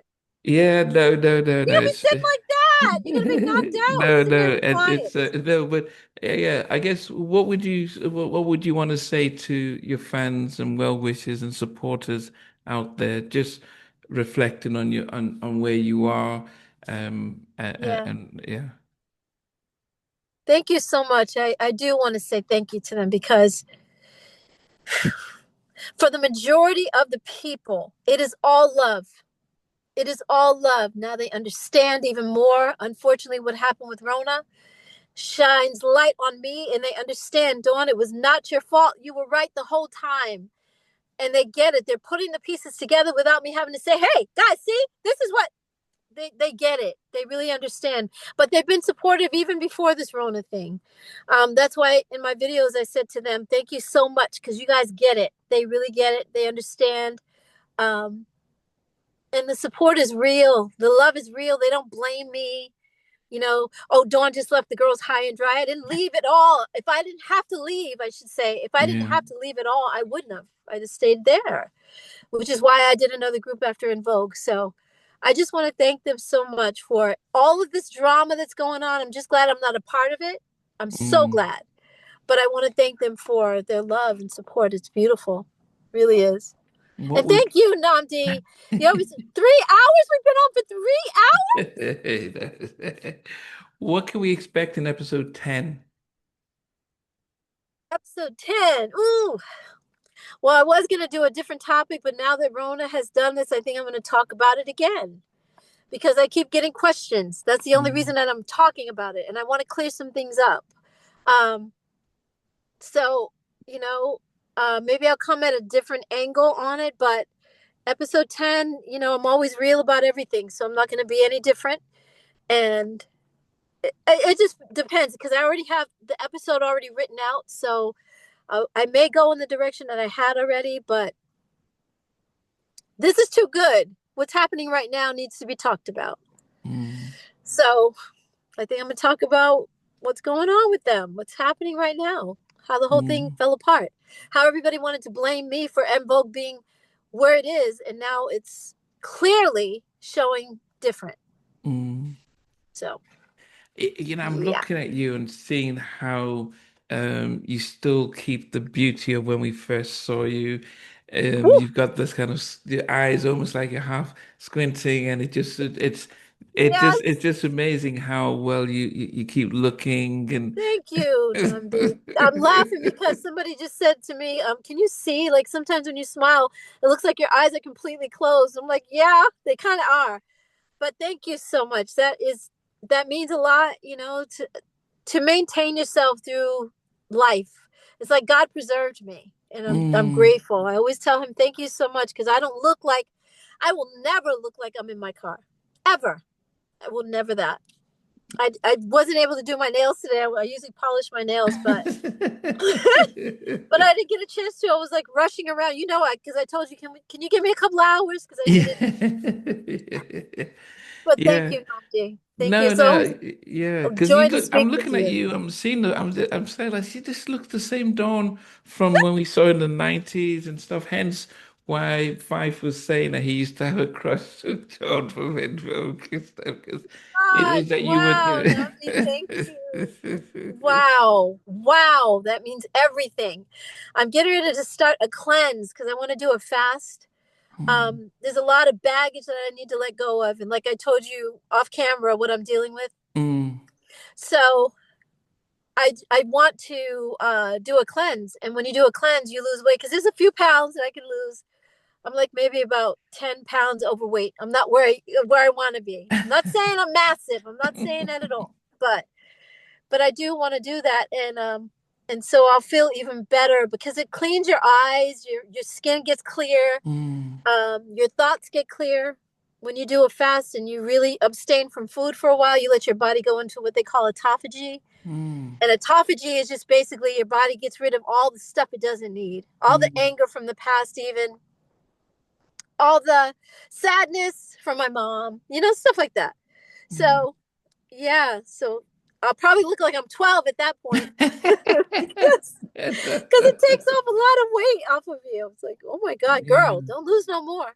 Yeah, yeah, yeah. As I Mhm. said, you know, it's you know, it's important that people, even if they don't understand, they can Mhm. still respect and appreciate instead of trying to criticize, because we've not Absolutely. walked in your shoes, Nobody as I said. has. It's like, why can't people be interested in it? Well, they are. What am I talking about? I got a lot of people that are saying, "Oh my God, you make me." He's like, "I got an apartment now, but I really do want to go. You make me want to go back to living in my van because it was so. You don't have to worry about this bill or that bill or this. You know what I mean? It's like that stress every month trying to make ends meet is why he said this particular person said that to me. But nobody can judge anybody's situation. You know, sometimes Yeah, we even go through breakups, but my breakup is different than your breakup. yeah, You know what I mean? Yeah, and yeah. how we handle our situation, because sometimes people get mad at you for not leaving fast enough, or it's like, let that boy do what he does with his girlfriend and he'll figure it out on his own. He'll see in his own time. Mm, That's what life is. We learn as we go along, you know? yeah, because I know that Yeah. you're upset with your ex. You know, everyone comes on TV to say, "Well, yeah, don't Uh, stop." because he's an idiot. Robbed. He's an idiot. Oh my God. Like, I think I was more disappointed with TMZ for believing him. Oh, he offered Dawn a job and she turned it down. Well, you would too. First of all, I didn't get his message, but if I did, you would too if you were abused by this man. Like, come on, you guys, stop. Leave me alone. Stay out of this mess, and you mind your business with your new wife. You're on the wife number 6. Ridiculous. Like, deal with her. What do you? Why are you bothering me? Yeah, That yeah. part. Like, why? Poor thing. I feel sorry for her Hey, you know, yeah, because I she think doesn't know the that, half. yeah, yeah, and that's the thing. We'd only see one side, and of course, TMZ will believe whatever they've been told. I don't know Well, if it's a belief. they wanted scandal. They wanted the dirt. Like, oh, Yeah, you know what I mean? yeah, different Oh, points good. of view. My low power mode just turned Yeah, off. I'm sorry because I know I had the my battery was low, so yeah, it just it went was off. charging. Yes, but No, but it's charged fully. It's fully it's charged fully now. charged. Yeah. Okay, I'm hoping that we don't have to wait another 5 years before we connect again. Oh, Namdi, not at all. I'm gonna have projects. I know I am. I'm determined. I'm not let any adversaries stop me from nothing. Okay, because I have to get, especially the whole my nonprofit. I really want to get that going. Right now, it's been raining for us, and it is cold here. And I Mm, can just imagine how somebody in Chicago is homeless. Like there's things that are needed to be put in place for the what did I say? Home free, mm. unhoused, because it's not homeless, but they're unhoused. And there's things that I want to put into place, and I want to get started with that. So you'll be talking to me about that very soon. I'm God, you hear me, right?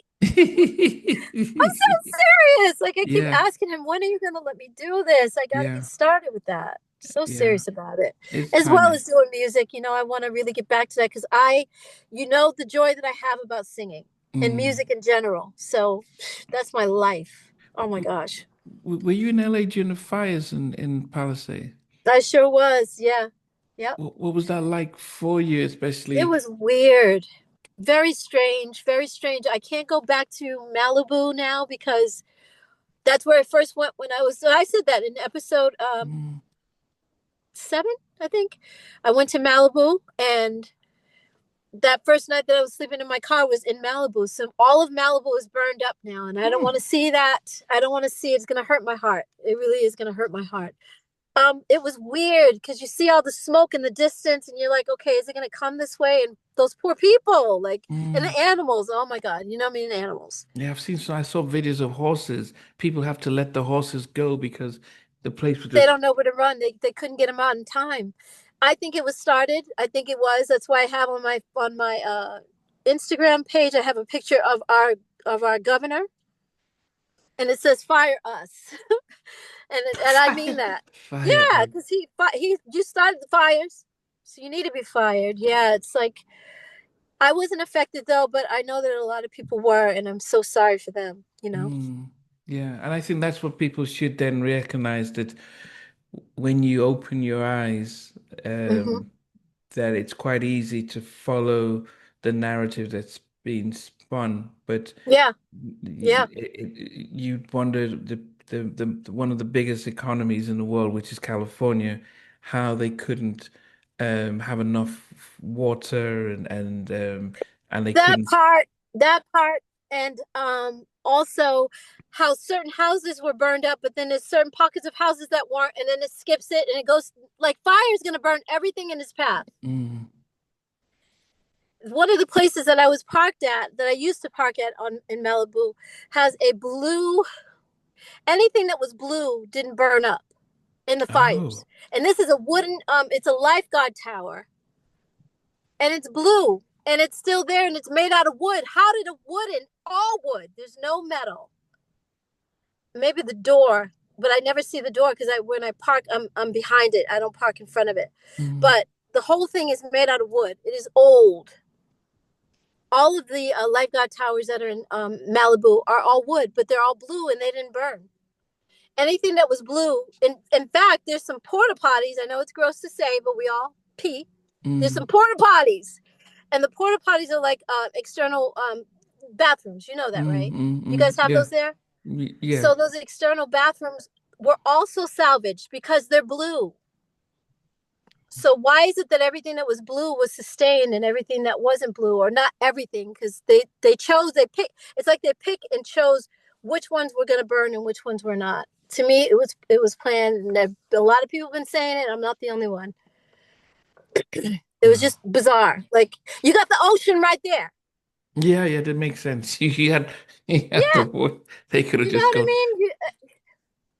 And if any, because I was thinking, well, maybe they thought the fish or the dolphins were going to get caught up in it. Those fish and dolphins, anytime something comes near them, they're going to go the opposite direction. So, you know Mm. what I mean? It's like they could have gotten enough water to put those fires out. And why didn't they have it? Malibu has had fires since I've been living in Los Angeles, what, 20 years now? Mm. They've had fires over the years before they've had fires. This isn't new. So why all Mm. of a sudden now? I lived Yeah. in Culver City for Hey, about 3 years. okay.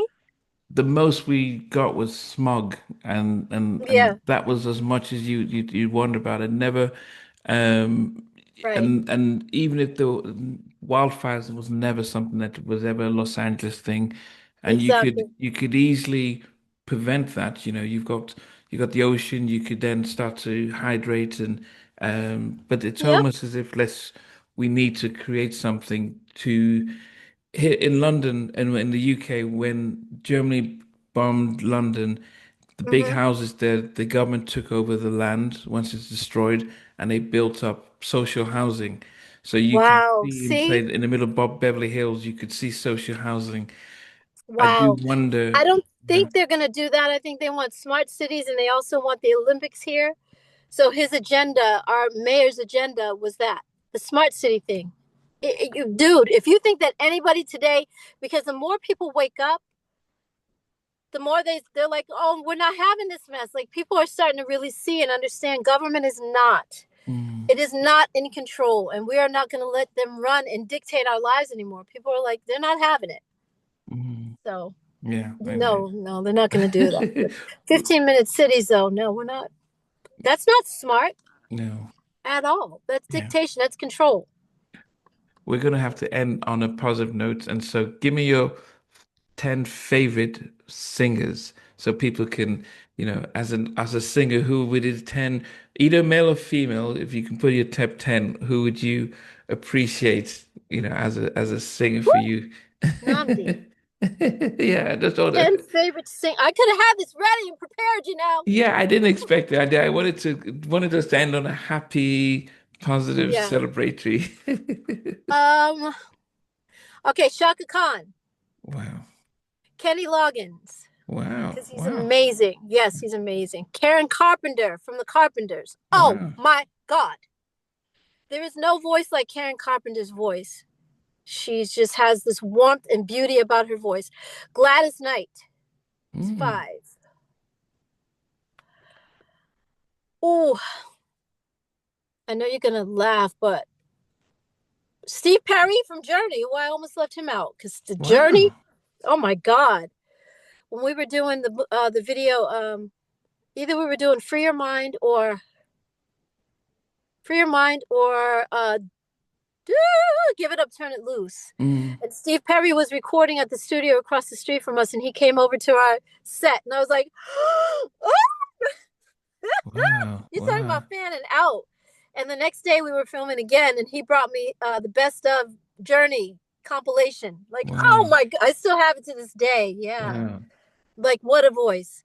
Um, um, and of course, I got to throw Whitney in there because she's amazing. I should have put her first, but Mm. it's like as I'm going along, I'm thinking of people. Whitney is definitely there. Who else?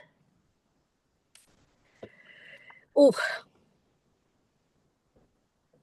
I cannot think. Oh, Robert Plant. Robert Plant isn't my favorite singer. I just love Led Zeppelin, so I wouldn't say Mm. he's my favorite singer. But what a freaking voice! He gets the highs that he gets up there. It's insane. It's insane what he does vocally. Um, Jasmine Sullivan. Yes. Oh. Oh my God, that girl. She's a badass. She's a baddie. Who else? I know when I get off here, everybody's gonna come up.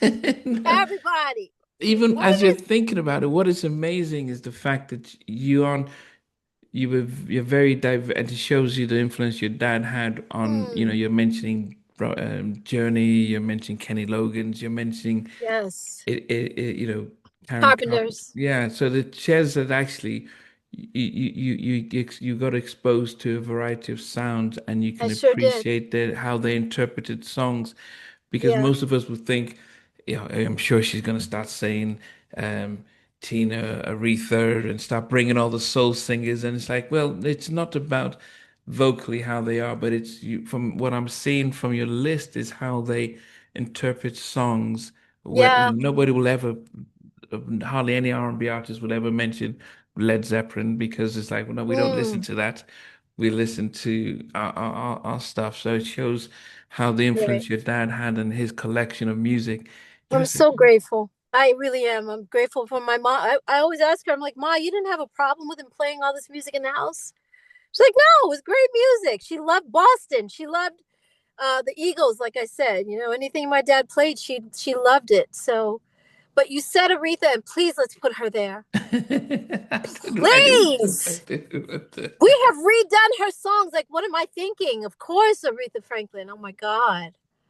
Um, there's just so many. Stephanie Mills, I could put in there. It's just a lot, a lot. Mm, Yeah, it runs the gamut. yeah. Yeah, Okay, runs the okay. gamut. A I lot. know I've put you on the How spot. are you still awake? How are you gonna fall asleep on yourself? Well, no, I took yeah, and for me it was a privilege that because we talked about this Yeah, 5 months ago, and yeah, then we did. I We didn't hear did. from you again. So when you then reconnected, and it's like, okay.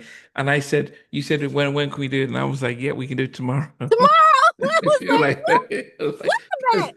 I didn't, Oh, I didn't want you to forget and stuff. So I said, let's quickly do it. So yeah. exactly. No, I wouldn't forget. And But I have a couple of things that I wanted to ask. Let me see. No, we gotta do another interview oh, there because was. I got some other Mhm. things that I wanted to ask about or talk about. Oh, But go it's ahead. okay. It's No, okay. we'll definitely reconnect. Well, Reconvene. Yes, yes. exactly. I enjoy talking with you, and because you understand people. You're not just looking at me as a celebrity, you're looking at me as people, as a person. And you remember stuff like I said about like that means everything. If someone you don't just remember the highlights of my life as an artist, you remember things about me as a person. Stuff I talked to you about like 5 years ago. Come on. In that interview 5 years ago. So thank you so much, Namdi. That means a lot. Hey guys, thanks for watching. Thanks for being a part of Halftime Chat. Please remember to subscribe, share, and comment. But most importantly, why don't you become a member of Halftime Chat? We've got amazing videos, amazing perks, and being able to support the channel. But anyway, thanks for watching. Take care. I never participated in that kind of. And somewhere in between. For even loving us, on which I didn't miss you. with Peter. like growing up. business and she's still making an impact on 4 houses down. I have a couple of pieces. Trying to get this one and that one. That works for you, but just for me, No, okay, you okay. They don't understand what Jonas boys and men and all Play it. And all these guys, they all work together. I mean, I love all different genres.